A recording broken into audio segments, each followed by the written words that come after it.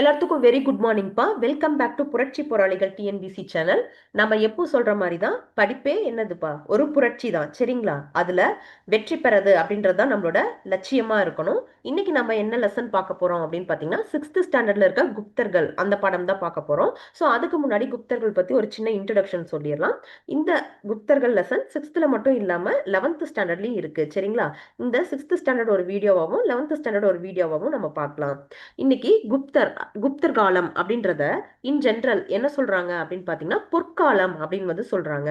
ஏன் குப்தர் காலத்தை பொற்காலம் அப்படின்னு சொல்றாங்க அப்படின்னு பாத்தீங்கன்னா, அதுல நிறைய பண்பாட்டு மலர்ச்சிகள் நடந்ததாகவும், அதுக்கப்புறம் செவ்விய கலைகளின் காலமாக குப்தர் காலம் இருந்ததாகவும் சொல்றாங்க. மேலும் குப்தர் காலத்துல அறிவியல், கணிதம், வானவியல், இலக்கண, இலக்கியம் இந்த மாதிரியான எல்லா விஷயங்களும் வளர்ச்சி பெற்றதா சொல்றாங்க. அது மட்டும் இல்லாம கட்டிடக்கலை, கோயில் கலை, சிற்பங்கள், உலோகவியல், ஓவியங்கள்னு எல்லா விஷயத்திலும் சிறப்புற்று இருந்துச்சு குப்தர் காலம். அதனாலதான் குப்தர் காலத்தை பொற்காலம் அப்படின்னு வந்தே சொல்றாங்க. சரிங்களா? அடுத்தது, குப்தர்கள் அதிக அளவுல என்ன பண்ணிருப்பாங்க அப்படின்னா தங்க நாணயங்களை வெளியிட்டிருப்பாங்க. சரிங்களா? இப்ப இந்த தங்க நாணயம் அதிக அளவுல அவங்க வெளியிடுறாங்க அப்படின்னா அதுல இருந்து நம்மளால என்ன தெரிஞ்சுக்க முடியுது, அவங்களோட செழிப்பு, அவங்களோட வளத்தை பத்தி தெரிஞ்சுக்க முடியுது. அவங்க அவ்வளவு செழிப்பாவும் வளமாவும் இருந்திருக்காங்க. சரிங்களா? சரி, குப்தர் காலம் பொற்காலம் அப்படின்றத வச்சு நாம இந்த லெசனை ஸ்டார்ட் பண்ணுவோம். இங்க நமக்கு என்ன கொடுத்திருக்காங்க அப்படின்னு சொல்லி பார்ப்போம். அறிமுகத்துல என்ன சொல்றாங்க அப்படின்னு பாத்தீங்கன்னா, குப்தர் காலம் வந்து கிபி 3ஆம் நூற்றாண்டு இறுதியில என்ன ஆகுது அப்படின்னா, வட இந்தியால குஷனர்களும் தெற்குல சாதவாகனர்களும் வந்து இருந்திருக்காங்க. சரிங்களா? சோ அதுக்கப்புறம் தான் என்ன ஆகுது அப்படின்னு பாத்தீங்கன்னா, இந்த சூழலை பயன்படுத்தி அவங்களோட வலிமை வந்து கொஞ்சம் குறைஞ்சிருக்கு. யாரோட வலிமை கொஞ்சம் குறைஞ்சிருக்கு? 3ஆம் நூற்றாண்டு இறுதியில இருந்த வட இந்தியாவில் குஷனர்கள் இருந்திருக்காங்க, தெற்குல சாதவாகனர்கள் இருந்திருக்காங்க. அவங்க வலிமையில கொஞ்சம் குறைந்த அந்த சூழலை பயன்படுத்தி சந்திரகுப்தர் ஒரு அரசை வந்து உருவாக்குறாரு. ஓகேங்களா? அதுதான் வந்து பின்னாடி என்ன ஆகுது, குப்த பேரரசா வந்து ஆகுது. ஓகேங்களா? இங்க எடுத்ததும் சந்திரகுப்தர் பத்தி கொடுத்திருக்காங்களே, அப்ப குப்த பேரரசோட முதல் அரசர் சந்திரகுப்தரா அப்படின்னு கேட்டா சந்திரகுப்தர் இல்ல. ஓகேங்களா? முதல்ல யாரு வந்திருப்பா அப்படின்னு பாத்தீங்கன்னா, ஸ்ரீகுப்தர் வந்திருப்பாரு. அவருக்கு அப்புறம் கடோத்கஜர் வந்திருப்பாரு. மூன்றாவது ஆட்சியாளரா வரதுதான் யாரு அப்படின்னு பாத்தீங்கன்னா, முதலாம் சந்திரகுப்தர். சரிங்களா? அதுக்கு முன்னாடி சிறிய லெவல்ல அவங்க ஆட்சி செஞ்சுட்டு இருப்பாங்க. யாரு? ஸ்ரீகுப்தரும் கடோத்கஜரும். சரிங்களா? அவங்களோட ஆட்சிய ஃபர்ஸ்ட் பெருசாக்குனது யாரு அப்படின்னு பாத்தீங்கன்னா, நம்ம சந்திரகுப்தர் தான். சரிங்களா? இப்ப என்ன சொல்றாங்க, குஷனர்களும் சாதவாகனர்களும் கொஞ்சம் வலிமையில குன்றின காலத்துல சந்திரகுப்தர் அந்த சூழ்நிலையை பயன்படுத்தி ஆட்சியை கொஞ்சம் பெருசா நிரூபிக்கிறாரு. ஓகேங்களா? அதுக்கப்புறம் என்ன சொல்றாங்க பாருங்க, இவங்க 200 ஆண்டு காலம் நீடித்ததாகவும் சொல்றாங்க. சரிங்களா? அடுத்தது, குப்தர்களின் வீழ்ச்சிக்கு பின்னர். ஓகேங்களா? குப்தர் காலமும் வந்து 200 ஆண்டு அப்படின்னு சொல்லிட்டாங்க. அப்ப அதுக்கப்புறமும் அவங்க வீழ்ச்சி தான் ஆயிருப்பாங்க. அப்ப அவங்க வீழ்ச்சி ஆனதுக்கு அப்புறம் என்ன ஆகுது அப்படின்றதுதான் சொல்றாங்க.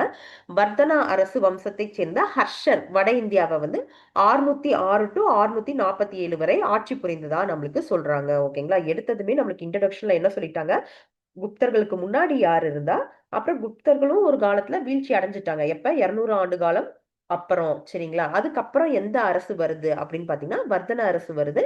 அதை ஆண்ட யாருன்னா ஹர்ஷர் அப்படின்றவரு வட இந்தியாவை கிபி 606 முதல் 647 வரை ஆட்சி புரியறதா சொல்றாங்க. சரிங்களா? இப்ப இவ்வளோ விஷயங்கள் நம்ம படிக்கிறோம். பொற்காலம்னு படிக்கிறோம், ஓவியங்கள், சிற்பங்கள், கோவில்கள்னு சொல்றோம். ஓகேங்களா? அறிவியல், மருத்துவம், வானவியல் எல்லாத்துலயும் சிறப்பா இருந்தாங்கன்னு சொல்றோம். ஓகே, இத்தனை விஷயமும் நம்மளுக்கு எப்படி தெரியுது அப்படின்னு பாத்தீங்கன்னா, அதுக்கான சான்றுகள் வந்து இருக்கு. சரிங்களா? அந்த சான்றுகளை தான் நம்மளுக்கு அடுத்தது கொடுத்திருக்காங்க. ஃபர்ஸ்ட், குப்தர் காலத்து சம்பந்தப்பட்ட தொல்லியல் சான்றுகள் பத்தி சொல்றாங்க. குப்தர் அரசால் வெளியிடப்பட்ட, நாம ஏற்கனவே பார்த்துட்டோம், அவங்க கோல்டு காயின்ஸ் அதிகம் வெளியிட்டாங்க அப்படின்னு. கோல்டு மட்டும் இல்ல, தங்கம் கூட அவங்க செப்பு வெள்ளி நாணயங்களும் வெளியிட்டிருக்காங்க. ஆனா அதிக அளவுல என்னதான் வெளியிட்டிருப்பாங்க, தங்க நாணயங்கள் தான் வெளியிட்டிருப்பாங்க. சரிங்களா? இந்த காயின்ஸ் எல்லாமே வந்து ஒரு சான்றா வந்து நம்மளுக்கு இருக்கு. ரெண்டாவதா பாருங்க என்ன சொல்றாங்க அப்படின்னா, சமுத்திரகுப்தரின் அலகாபாத் தூண் கல்வெட்டை வந்து சொல்றாங்க. சரிங்களா? சமுத்திரகுப்தரின் அலகாபாத் தூண் கல்வெட்டு அதுவுமே வந்து நம்மளுக்கு ஒரு சான்றா இருக்கு. இதை பத்தி டீட்டெயில்டா நம்ம பின்னாடி படிப்போம். சரிங்களா? அடுத்து மெக்ரோலி இரும்பு தூண் கல்வெட்டு பத்தியும் வந்து வந்து கொடுக்குறாங்க. அதுவுமே நம்மளுக்கு ஒரு சான்றா இருந்திருக்கு. அடுத்தது இரண்டாம் சந்திரகுப்தரின் அவரோட சில கல்வெட்டுகள் அது என்னென்ன அப்படின்னு பாருங்க. உதயகிரி குகை கல்வெட்டு, மதுரா பாறை கல்வெட்டு, அடுத்து சாஞ்சி பாறை கல்வெட்டு, 3 கல்வெட்டு வந்து சொல்றாங்க. சரி, இதான் இந்த இடத்துல நம்ம என்ன பண்ண போறோம், இதை எப்படியாவது ஒண்ணு ஈஸியா ஞாபகம் வச்சுக்க போறோம். இப்ப இரண்டாம் சந்திரகுப்தரின் 3 கல்வெட்டு சொல்லிட்டாங்க. அவர் வந்து உதைக்கிறாரு அப்படின்னு சொல்லி ஃபர்ஸ்ட் ஞாபகம் வச்சுக்கோங்க. உதைச்சா என்ன ஆவாங்க, ஆப்போசிட்ல இருக்கவங்க சாஞ்சிருவாங்க அப்படின்னு சொல்லி ஞாபகம் வச்சுக்கலாம். உதயகிரி உதயகிரி குகை கல்வெட்டும் சாஞ்சிப்பாறை கல்வெட்டும் எடுத்துக்காட்டா இருக்கு. பிளஸ் இன்னொன்னு என்ன, மதுரை பாறை கல்வெட்டு. இது மூணும் இரண்டாம் சந்திரகுப்தர் அப்படின்றத கொடுத்திருக்காங்க. சரிங்களா. அடுத்து ஸ்கந்தகுப்தர் அப்படின்ற ஒருத்தரும் வருவாரு, நம்ம படிப்போம். ஸோ அவரோடது என்ன அப்படின்னு பாத்தீங்கன்னா பிதாரி தூண் கல்வெட்டு அப்படின்னு வந்து சொல்றாங்க. சரிங்களா. ஸ்கந்தகுப்தர் என்ன, பிதாரி தூண் கல்வெட்டு அப்படின்னு வந்து சொல்றாங்க. அடுத்தது மேலும் இன்னும் என்னென்ன தொல்லியல் சான்று நம்மளுக்கு கிடைச்சிருக்கு அப்படின்னு பாத்தீங்கன்னா கத்துவா பாறை கல்வெட்டை வந்து சொல்றாங்க. அடுத்தது மதுபான் செப்பு பட்டயம், இது வந்து பஞ்சாப் அப்படின்ற பிளேஸை வந்து மென்ஷன் பண்ணியிருக்காங்க. சரிங்களா. மதுபான் செப்பு பட்டயம், கத்துவா பாறை கல்வெட்டு. அதுக்கு அடுத்தது இன்னும் என்னென்ன சான்றுகள் நம்மளுக்கு கொடுத்துருக்காங்க அப்படின்னு சொல்லி பார்த்தீங்கன்னா சோனாபெட் செப்பு பட்டயம் வந்து சொல்றாங்க. அடுத்து நாலந்தா களிமண் முத்திரை அதையும் வந்து சொல்றாங்க. ஓகேங்களா. ஐயோ என்ன மேம் நிறைய புது புது வார்த்தைகளா இருக்கே அப்படின்னு சொல்லி யோசிக்காதீங்க. இது எல்லாத்தையும் பத்தி நம்ம பின்னாடி டீட்டெயில்டா படிப்போம். எல்லாத்துக்கும் ஈஸியா நிறைய ஷார்ட்கட் வச்சு நம்ம ஞாபகம் வச்சுக்கலாம். சரிங்களா. இப்ப வந்து எப்படி கல்வெட்டு சான்று பார்த்தோமோ அந்த மாதிரி அடுத்து இலக்கிய சான்று கொடுத்துருக்காங்க. எடுத்ததும் வித்தியாசமான பேர்களா தான் இருக்கும். அந்த ஸ்டோரி ஆரம்பிச்சக்கு அப்புறம் நம்மளுக்கு இது ரொம்பவே ஈஸி ஆயிடும். சரிங்களா. இலக்கிய சான்றுகள் பாருங்க என்ன கொடுத்திருக்காங்க அப்படின்னு. விஷ்ணு, மத்சயா, வாயு, பாகவத புராணங்கள். அடுத்தது நாரதரின் நீதி சாஸ்திரம். ஓகேங்களா. நாரதரின் நீதி சாஸ்திரம். இதே மாதிரி இன்னொரு நூல் சொல்லுவாங்க. அது என்ன அப்படின்னு பாத்தீங்கன்னா கமந்தகரின் நீதி சாரம் அப்படின்னு வந்து சொல்லுவாங்க. ஓகேங்களா. அதையும் ஞாபகம் வச்சுக்கோங்க. அடுத்தது என்ன அப்படின்னு பாத்தீங்கன்னா விஷாகதத்தரின் தேவி சந்திரகுப்தமும் முத்ரா ராட்சசமும் அப்படின்ற 2 நூல். இது ரெண்டு யார் எழுதியிருப்பா அப்படின்னு பாத்தீங்கன்னா இந்த விஷாகதத்தர் வந்து எழுதியிருப்பாரு. சரிங்களா. இந்த இடத்துல நாம இத ஏதாவது ஒரு ஷார்ட்கட் வச்சு ஞாபகம் வச்சுக்க போறோம். சரிங்களா. இப்ப விஷாகதத்தர் அப்படின்றத நாம என்ன ஞாபகம் வச்சுக்கலாம் அப்படின்னு பாத்தீங்கன்னா விசா அப்படின்னு சொல்லி ஞாபகம் வச்சுக்கலாம். இப்ப விசா எடுத்தாதான் நம்ம வெளிநாட்டுக்கெல்லாம் போக முடியும் இல்லையா. பாஸ்போர்ட் இருந்தாலும் விசா தேவை அப்படின்றது நம்மளுக்கு தெரியும். சரிங்களா. அதனால விஷாகதத்தர் அப்படின்னு சொல்லி ஞாபகம் வச்சுப்போம். அந்த விசால என்ன இருக்கும், சீல் எல்லாம் வைப்பாங்க. அப்ப முத்திரை அப்படின்னு சொல்லி ஞாபகம் வச்சுக்கோங்க. விசா அதாவது விஷாகதத்தர் அப்படின்னா முத்திரைன்னு வரணும். முத்ரா ராட்சசம். இவங்க இந்த விசா வாங்கிட்டு எங்க போறாங்கன்னா சந்திரனுக்கு போறாங்க அப்படின்னு சொல்லி கற்பனை பண்ணிக்கலாம். தேவி சந்திரகுப்தம் அப்படின்றதும் இவரோட நூல் தான். இப்ப சொல்லுங்க, விஷாகதத்தர் எழுதினது என்னென்ன, தேவி சந்திரகுப்தமும் முத்ரா ராட்சசமும். சரிங்களா. அடுத்தது என்ன அப்படின்னு பாத்தீங்கன்னா பாணரின் ஹர்ஷசரிதம் அப்படின்ற ஒரு நூலு. இப்ப இந்த 3 நூல்களுமே எது, தேவி சந்திரகுப்தம், உத்ரா ராட்சசம், பாணரின் ஹர்ஷசரிதம், இது எல்லாமே குப்தரோட எழுச்சியை பத்தி சொல்ற நூல்களா இருந்திருக்கும். சரிங்களா. அடுத்து காளிதாசரின் நாடகங்கள் பத்தியும் வந்து கொடுத்திருக்காங்க. அடுத்து இரண்டாம் சந்திரகுப்தரின் காலத்தில் இந்தியாவிற்கு வருகை புரிந்த யாரு அப்படின்னு பாத்தீங்கன்னா சீன பயணி ஒருத்தர் இரண்டாம் சந்திரகுப்தர் காலத்துக்கு வருகை புரிஞ்சிருப்பாரு. சரிங்களா. சோ அவரோட குறிப்புகளும் வந்து சொல்றாங்க.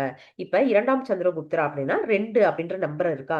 சோ அவருக்கு நிறைய நம்பர்ஸ் வரணும் அப்படின்னு சொல்லி நான் வச்சுக்கலாம். ஏன் அப்படி சொல்றேன் அப்படின்னு பாத்தீங்கன்னா இரண்டாம் சந்திரகுப்தர் அவையில தான் நவரத்தினங்கள் அப்படின்ற 9 ஜுவல்ஸ் அப்படின்ற அறிஞர்கள் 9 பேர் வந்து இருந்திருப்பாங்க. அதே மாதிரி இப்ப ஃபாகியானும் அவர் டைம்ல தான் வராரு. ஃபாகியானா பாகு அப்படின்னு சொல்லி தமிழ்ல நினைச்சுப்போம். இந்த சக்கர பாகெல்லாம் இருக்கலாம். அதே பாகு அப்படின்னா 2 லெட்டர் தானே. அப்ப இரண்டாம் சந்திரகுப்த பீரியட்ல தான் வந்திருப்பாரு அப்படின்றத வந்து ஞாபகம் வச்சுக்கோங்க. அடுத்தது ஹர்ஷர், இவங்களுக்கு அப்புறம் வந்த இவங்களுக்கு குப்தர்களுக்கு அடுத்தது ஆட்சி செஞ்சவர் ஹர்ஷர் அப்படின்னு சொல்லி நம்ம மேலேயே பார்த்தோம். சோ அவரோட சில குறிப்புகள் என்னென்ன அப்படின்னு பாத்தீங்கன்னா அதையுமே வந்து இலக்கிய சான்றா எடுத்திருக்கோம். ரத்னாவாலி அப்படின்றதும், அப்புறம் நாகநந்தா அப்படின்றதும், அப்புறம் பிரியதர்ஷிகா அப்படின்ற நூல்களும். சரிங்களா. இப்ப அடுத்தது என்ன அப்படின்னு பாத்தீங்கன்னா யுவான் சுவாங் அவர் வந்து எழுதின ஒரு விஷயம். ஓகேங்களா.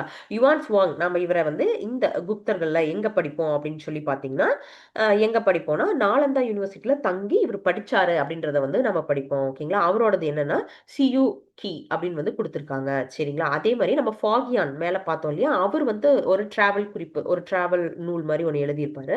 ஸோ அதோடது என்னன்னா போகோ கி அப்படின்னு சொல்லி இருக்கும். போ கோ ரெண்டும் ஒரே மீனிங் தானே. போ அப்படின்றதுக்கு இங்கிலீஷ்ல கோ அப்படின்னு சொல்லி இருக்கலாம். ஸோ ஃபாகியான் எழுதுனது என்ன, போகோ கி. அதே யுவான் சுவாங் எழுதுனது என்ன, சியு கி அப்படின்றது. சரிங்களா. ஓகே. அடுத்தது என்ன அப்படின்னு பாத்தீங்கன்னா குப்த வம்சம் நிறுவப்படல். இனிமேல் நல்லா இருக்கும். ஓகேங்களா. இலக்கிய சான்று படிக்கும் போது அது ஒரு மாதிரி தான் இருக்கும். இனிமேல் வர்றது நம்மளுக்கு நல்லாவே வந்து ஸ்டோரி மாதிரி இருக்கிறதுனால ஈஸியா இருக்கும். சரிங்களா. இப்ப ஃபர்ஸ்ட் என்ன சொல்றாங்க அப்படின்னு பாத்தீங்கன்னா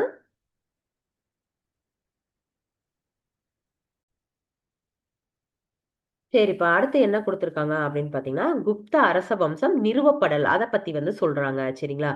குப் குப்த அரசு வம்சத்த நிறுவியவர் யாரு அப்படின்னு பார்த்தீங்கன்னா, ஸ்ரீகுப்தர். ஓகேங்களா? நம்ம முன்னாடி சொன்னது தான் ஸ்ரீகுப்தர். ஸோ அதுக்கு அடுத்தது யாருன்னு சொன்னா, கடோத்கஜர் அப்படின்னு வந்து சொன்னோம். சரிங்களா? ஸோ அவங்க தான் வந்து நிறுவியிருக்காங்க. சரிங்களா? இப்ப இவர் வந்து எந்த இடத்துல ஃபர்ஸ்ட் அவரோட ஆட்சிய வந்து நிறுவியிருப்பாரு அப்படின்னு பார்த்தீங்கன்னா, பாடாலிபுத்திரம் அப்படின்ற பிளேஸ் தான். ஸோ இங்க அதை எப்படி கொடுத்துருக்காங்க அப்படின்னு பார்த்தீங்கன்னா, தற்போதைய வங்காளம், பீகார் பகுதிகளை ஆண்டதா வந்து சொல்றாங்க. சரிங்களா? அடுத்தது இவர் தான் ஃபர்ஸ்ட் ராஜா இல்லையா? அப்ப நாணயம் ஒண்ணு வெளியிடுறாங்க. அவங்களோட உருவம் பொதித்த நாணயம் அப்படின்னு பார்த்தீங்கன்னா, ஃபர்ஸ்ட் ராஜாவோட உருவம் கண்டிப்பா இருந்திருக்கும். ஸோ நாணயங்கள்ல முதல்ல இடம் பெற்ற குப்த அரசர் அப்படின்னாலும் நம்ம ஸ்ரீகுப்தரை தான் சொல்றாங்க. சரிங்களா? அவருக்கு பின்னர் வந்தவர் தான் அவரோட மகன் யாரு அப்படின்னு பார்த்தீங்கன்னா, இந்த கடோத்கஜர் அப்படின்றவர். இவங்க 2 பேத்துக்கும் சிறப்பா என்ன சொல்றாங்கன்னா, ஒரே ஒரு பாயிண்ட் தான்ப்பா சொல்லுவாங்க. இவங்க 2 பேத்துக்கும் பெருசா எதுவுமே சொல்ல மாட்டாங்க. அந்த ஒரு பாயிண்ட் என்ன அப்படின்னு பார்த்தீங்கன்னா, இவங்க 2 பேத்தையும் கல்வெட்டுல என்னன்னு குறிப்பிட்டிருப்பாங்கன்னா, மகாராஜா அப்படின்னு சொல்லி குறிப்பிட்டிருப்பாங்க. சரிங்களா? அடுத்தது யாரு அப்படின்னு பார்த்தீங்கன்னா, அடுத்தது நம்மளுக்கு முதலாம் சந்திரகுப்தர் பத்தி சொல்றாங்க. சரிங்களா? முதலாம் சந்திரகுப்தர் இப்ப யாருக்கு அடுத்து வராரு? 3ஆம் ஆட்சியாளரா ஸ்ரீகுப்தருக்கும் கடோத்கஜருக்கும் அடுத்ததா வந்து வராரு. அவரோட காலம் பாருங்க 319 டு 335 அப்படின்னு சொல்லி இருக்கு. சரிங்களா? இப்ப ஒவ்வொருத்தவங்களும் ஏதாவது ஒரு விஷயம் பண்ணி அவங்களோட டெரிட்டரியை இன்னும் கொஞ்சம் எக்ஸ்பேண்ட் பண்ணணும் அப்படின்னு ஒவ்வொரு ராஜாவும் நினைப்பாங்க. சரிங்களா? அந்த மாதிரி சந்திரகுப்தர் பண்ண ஒரு விஷயம் என்னன்னு பாத்தீங்கன்னா, அவர் தெரிஞ்சு பண்ணாரா தெரியாம பண்ணாரான்னு தெரியாது. அவர் வந்து லிச்சாவி அப்படின்ற ஒரு அரச குடும்பத்து பெண்ணை வந்து மேரேஜ் பண்ணிப்பாரு. சரிங்களா? அந்த மேரேஜ் அலைன்ஸே வந்து என்னவா இருக்கும்னா, அவரோட இடங்களை வந்து இன்னும் கொஞ்சம் விரிவுபடுத்துறதுக்கு உதவி இருக்கும். ஓகேங்களா? சோ என்ன கொடுத்திருக்காங்க பாருங்க. முதலாம் சந்திரகுப்தர் வந்து புகழ்பெற்ற மற்றும் வலிமை மிகுந்த யாரு? லிச்சாவி அப்படின்ற அரச குடும்பத்தை சேர்ந்த குமராதேவி அப்படின்ற ஒருத்தங்களை வந்து மேரேஜ் பண்ணியிருப்பாங்க. ஓகேங்களா? இந்த குடும்பத்தின் ஆதரவோடு என்ன நடந்திருக்கும் அப்படின்னு பாத்தீங்கன்னா, வட இந்திய சிற்றரசுகள் பலவற்றை இவர் அதனால வெற்றி கொண்டிருப்பாரு. சரிங்களா? இப்ப அந்த மேரேஜ் அலைன்ஸ் வந்து என்னவா அமைஞ்சிருச்சு அவருக்கு? அவரோட டெரிட்டரியை எக்ஸ்பேண்ட் பண்ற ஹெல்ப் பண்ற ஒரு விஷயமா வந்து அமைஞ்சிருச்சு. சரிங்களா? அடுத்து சந்திரகுப்தரால் வெளியிடப்பட்டவை அப்படின்னு சொல்றது என்ன அப்படின்னு பாத்தீங்கன்னா, தங்க நாணயங்கள் தான். ஏன்னா இவங்க குப்தர்கள் இல்லையா? ரொம்ப செழிப்பா இருந்தவங்க. அதனால தங்க நாணயம் வெளியிடுவாங்க. இவரும் தங்க நாணயம் வெளியிட்டிருக்காரு. சோ அதுல என்ன பண்ணிருக்காரு அப்படின்னு பாத்தீங்கன்னா, இவரும் இவரோட வைஃபான குமாராதேவி 2 பேத்தோட உருவம் இருக்க மாதிரியான அந்த காயின் வந்து வெளியிட்டிருக்காங்க. சரிங்களா? அதுவும் இல்லாம அந்த காயின்ல என்ன பண்ணிருப்பாங்க அப்படின்னு பாத்தீங்கன்னா, லிச்சாவியா அப்படின்ற வாசகத்தையும் வந்து கீழே பொறிச்சிருப்பாங்க. ஓகேங்களா? சோ அதுதான் வந்து இங்க நம்மளுக்கு கொடுத்திருக்காங்க. ஏன்னா லிச்சாவியா அப்படின்ற வாசகம் பொறிக்கப்பட்டிருக்கும். அதுதான் இவங்களோட காயின்ல ஸ்பெஷல். சரிங்களா? அடுத்தது இந்த லிச்சாவியா வம்சம் அதை சேர்ந்த குமராதேவி அப்படின்னு சொல்றோம். இந்த லிச்சாவியான்னு சொல்றோம். அது எங்க இருக்கு அப்படின்னு பாத்தீங்கன்னா, அதை பத்தின ஒரு குறிப்பு தான் பாக்ஸ்ல கொடுத்திருக்காங்க. லிச்சாவியா அப்படின்றது பழமையான ஒரு கனசங்கம் அதுல ஒன்று அப்படின்னு வந்து சொல்றாங்க. அதுவும் இல்லாம இந்த பகுதி வந்து கங்கை நதிக்கும் நேபாளத்துக்கும் இடைப்பட்டதா இருந்ததாகவும் சொல்றாங்க. சரிங்களா? இப்ப வரைக்கும் நம்ம யார் யாரை பார்த்திருக்கோம்? ஸ்ரீகுப்தர் பார்த்திருக்கோம், கடோத்கஜர் பார்த்திருக்கோம், முதலாம் சந்திரகுப்தர் பார்த்திருக்கோம். ஸோ ஸ்கிரீனை பார்க்காதீங்க. கேட்கிற கொஸ்டினுக்கு ஆன்சர் பண்ண முடியுதா அப்படின்னு சொல்லி செக் பண்ணி பாருங்க. ஸ்ரீகுப்தர், கடோத்கஜர் 2 பேர்த்தையும் கல்வெட்டுல என்னன்ற பேர்ல குறிச்சிருப்பாங்க அப்படின்றத வந்து சொல்லுங்க. சரிங்களா? அடுத்து முதலாம் சந்திரகுப்தர் மேரேஜ் வந்து எந்த டைனஸ்டில இருக்க பொண்ணை மேரேஜ் பண்ணிக்கிட்டாரு? அந்த பொண்ணு பேரு என்ன அப்படின்றதையும் வந்து சொல்லுங்க. அப்புறம் இந்த லிச்சாவி அப்படின்றது எந்த 2 பகுதிகளுக்கு இடையில இருக்கும் அப்படின்றதையும் வந்து சொல்லுங்க. மேல இலக்கிய சான்றுல நம்ம பார்த்திருப்போம். விஷாகதத்தர் எழுதின 2 நூல்கள் அது என்ன அப்படின்றத சொல்லுங்க. சரிங்களா? ஓகே. இப்ப அடுத்தது நம்ம எந்த பகுதிக்கு வந்துட்டோம் அப்படின்னு பாத்தீங்கன்னா, சமுத்திரகுப்தர் பத்தி படிக்க போறோம். சரிங்களா? இப்ப இவர் என்ன நம்மளுக்கு 4வது ஆட்சியாளரா இருக்காரு. முதல் ஸ்ரீகுப்தர், 2வது கடோத்கஜர் 2 பேர்த்தையும் கல்வெட்டுகளை என்னன்னு சொல்லுவாங்க? மகாராஜான்னு சொல்லியிருப்பாங்க. சரிங்களா? அடுத்தது யாருன்னு பாத்தீங்கன்னா, முதலாம் சந்திரகுப்தர். சோ அவர் பார்த்தோம் நம்ம குமராதேவி லிச்சாவியா வம்சத்தை சேர்ந்தவங்கள மேரேஜ் பண்ணியிருப்பாங்க. இப்ப யார பாக்குறோம் அப்படின்னு பாத்தீங்கன்னா, சமுத்திரகுப்தரை வந்து பாக்குறோம். ஓகேவா? சமுத்திரம் அவர் பேரே வந்து எதை சொல்லுது? கடல் அப்படின்றத குறிக்குது. சரிங்களா? சமுத்திரகுப்தர் வந்து ரொம்பவே பயங்கர பெருசா, ஓகேங்களா? முன்னாடி இருந்த 3 பேர்த்த காட்டிலும் ரொம்பவே பெருசா அவரோட டெரிட்டரிய வந்து எக்ஸ்பேண்ட் பண்ணியிருப்பாரு. எது மூலமா பண்ணியிருப்பாரு அப்படின்னு பாத்தீங்கன்னா, இவர் வந்து போர்கள் மூலமா பண்ணியிருப்பாரு. இவர் வந்து போர்கள்ல தோல்வியே பெறாதவர் தான் யாரு அப்படின்னு பாத்தீங்கன்னா, சந்திரகுப்தர். 11th ஸ்டாண்டர்ட் எடுத்தோம்னா இம்பார்ட்டன்ட் லைனே ஒண்ணு சொல்லியிருப்பாங்க. என்னன்னா, இந்தியன் நெப்போலியன் அப்படின்ற பேரே வந்து வி.ஏ. ஸ்மித் அப்படின்றவர் சமுத்திரகுப்தருக்கு கொடுத்திருப்பாரு. ஓகேங்களா? சோ வி.ஏ. ஸ்மித் அப்படின்றவர் சமுத்திரகுப்தருக்கு என்ன பேர் கொடுத்தாரு? இந்தியன் நெப்போலியன் அப்படின்ற பேர் கொடுத்தாரு. அந்த அளவுக்கு இவரு போர்கள்ல வெற்றி பெற்றிருப்பாரு. எந்த போர்லயும் தோல்வியே கிடைச்சிருக்காது இவருக்கு. சரிங்களா? இப்ப சமுத்திரகுப்தர் பத்தி நம்ம பார்ப்போம். சமுத்திரகுப்தர் வந்து என்ன சொல்றாங்கன்னா, முதலாம் சமுத்திரகுப்தரின் மகன், சாரி, முதலாம் சந்திரகுப்தரின் மகனான யாரு? நம்ம சமுத்திரகுப்தர். ஓகேங்களா? இவர் வந்து தலைச்சிறந்த அரசர் அப்படின்றது நம்ம இப்ப பார்த்தோம். சரிங்களா? அப்புறம் சமுத்திரகுப்தர்ல சமுத்திரகுப்தரோட அவையில ஒரு புலவர் இருந்திருப்பாரு. அவர் யாருன்னு பாத்தீங்கன்னா ஹரிசேனர். ஓகேங்களா? சோ இவரை பத்தி நம்ம இங்க ஏன் சொல்றோம் அப்படின்னு பாத்தீங்கன்னா, கீழே ஒரு பிக்சர் கொடுத்துருக்காங்க பாருங்க. இது பேர் தான் என்ன அப்படின்னு பாத்தீங்கன்னா அலகாபாத் தூண் கல்வெட்டு அப்படின்றது. மேல நம்ம சான்றுகள் பாக்குறப்ப இந்த அலகாபாத் தூண் கல்வெட்டை பார்த்திருக்கோம். இப்ப பார்த்தா அந்த ஹரிசேனர் அப்படின்றவர் தான் இந்த அலகாபாத் தூண் கல்வெட்டை பொறிச்சிருப்பாரு. என்ன பொறிச்சிருப்பாங்க இதுல அப்படின்னு பாத்தீங்கன்னா, சமுத்திரகுப்தரோட ஆட்சி ஆளுமைகள் பத்தி தான் வந்து பொறிச்சிருப்பாங்க. சரிங்களா? எப்படி பொறிச்சிருப்பாங்க அப்படின்னா 33 வரிகள்ல பொறிச்சிருப்பாங்க. அது சமஸ்கிருதத்தோட நாகரி வடிவத்துல பொறிக்கப்பட்டிருக்கும். சரிங்களா?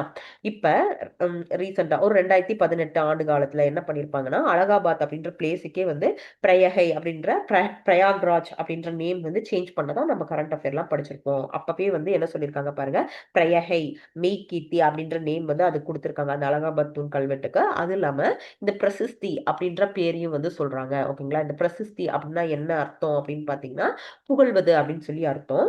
சோ இதுல வந்து 33 வரிகள்ல சமுத்திரகுப்தர ஹரிசேனர் வந்து புகழ்ந்திருக்காரு. சரிங்களா? அடுத்தது என்ன கொடுத்திருக்காங்க அப்படின்னு பாத்தீங்கன்னா, அதே தான் கொடுத்திருக்காங்க. பிரசிஸ்தி அப்படின்றதுக்கு என்ன அர்த்தம் பாக்ஸ்ல கொடுத்திருக்காங்க பாருங்க, புகழ்வது அப்படின்னு சொல்லி அர்த்தம். சரிங்களா? என்ன ஞாபகம் வச்சுக்கணும் இந்த இடத்துல நம்ம, சமுத்திரகுப்தர் அவர் அவையில இருந்த ஹரிசேனர் 33 வரி நாகரி வடிவத்துல சமுத்திரகுப்தரை பத்தி அவரு பெருமையா வந்து எழுதியிருக்காரு அப்படின்ற விஷயங்கள் வந்து நம்மளுக்கு தெரியணும். சரிங்களா? இப்ப அடுத்தது என்ன அப்படின்னு பாத்தீங்கன்னா, குப்த அரச வம்சம் ஒருங்கிணைக்கப்படல். நாம என்ன பார்த்துட்டோம், இவர் வந்து பெரிய ராஜா அப்படின்னு சொல்லி பார்த்துட்டோம். இவர் வந்து நிறைய போர்கள் பண்ணியிருப்பாரு. எந்த போர்லயும் இவருக்கு தோல்வியே இல்லை அப்படின்ற எல்லா விஷயத்தையும் வந்து நம்ம பார்த்துட்டோம். சரிங்களா? இப்ப வந்து என்ன பார்க்க போறோம் அப்படின்னா, சமுத்திரகுப்தர் மகத்தான ஒரு போர் தளபதி ஆவார் அப்படின்னு சொல்லி கொடுக்குறாங்க. ஓகேங்களா? அடுத்து என்ன அப்படின்னு பாத்தீங்கன்னா, இவர் வந்து தென்னிந்தியா மீது வட இந்தியா மீது ரெண்டு மேலையும் வந்து போர் தொடுத்திருப்பாரு.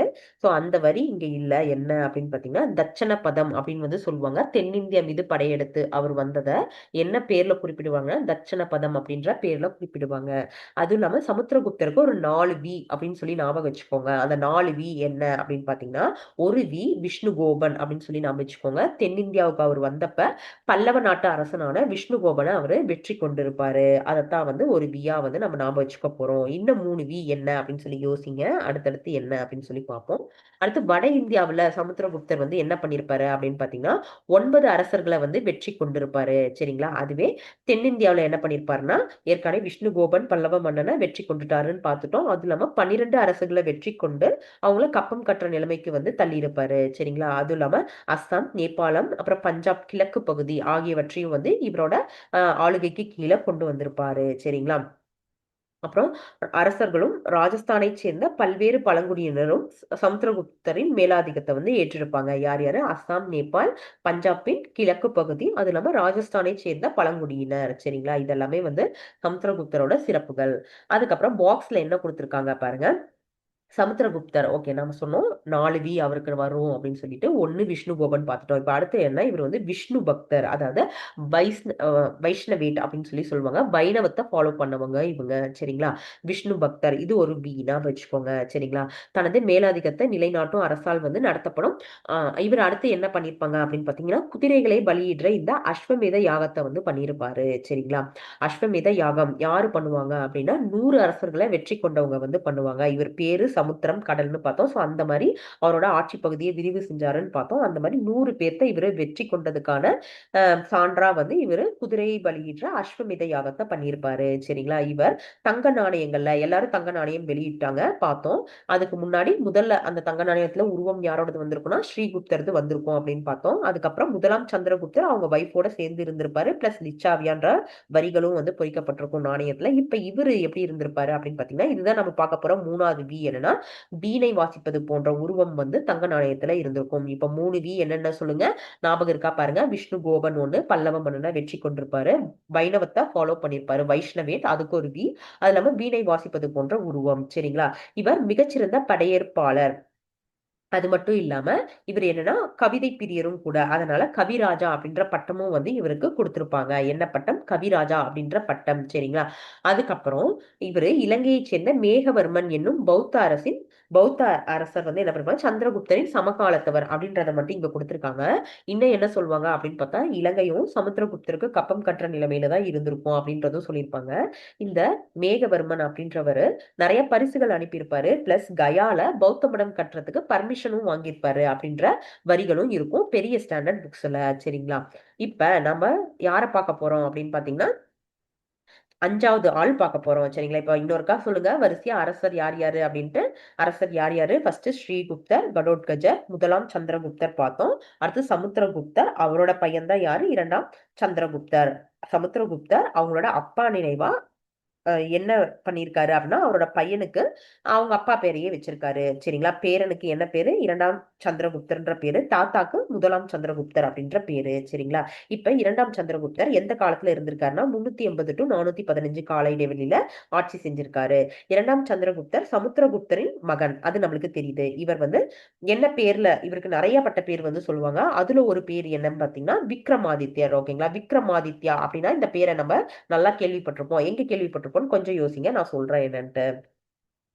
என்ன அப்படின்னு சொல்லி பாத்தீங்கன்னா, நம்ம வந்து ஒரு சீரியல்லாம் பார்த்திருப்போம். விக்ரம் வேதா மூவி கூட வந்துச்சு. ஆனா அந்த மூவில ஒரு ராஜா மாதிரி, ராஜாக்கள் இருக்க மாதிரியான ஒரு நாடகம் பார்த்திருப்போம். என்னன்னா, ஒரு ராஜா கழுத்துல வந்து ஒரு வேதாளம் வந்து எரிக்கும். நிறைய புதிர்கள் போடும். அந்த புதிருக்கு ஆன்சர் பண்ணல, தப்பா பண்ணிட்டாருன்னா அந்த ராஜா மண்டை வெடிச்சிரும். கரெக்டா பண்ணிட்டாருன்னா அது போயிடும் அப்படின்ற மாதிரி ஒரு ஸ்டோரி நீங்க பார்த்திருப்பீங்க சின்ன வயசுல. சரிங்களா? உம் விக்ரமாதித்யனும் வேதாளமும் அப்படின்ற பேர்ல வந்து இருந்திருக்கும். சோ அது இவரை வச்சுதான் எழுதின ஸ்டோரி. சரிங்களா? அந்த அளவுக்கு இவரு ரொம்ப இன்டெலிஜென்ட்டா இருந்திருக்காரு. சரிங்களா? இப்ப என்ன சொல்றாங்க அப்படின்னு பாத்தீங்கன்னா,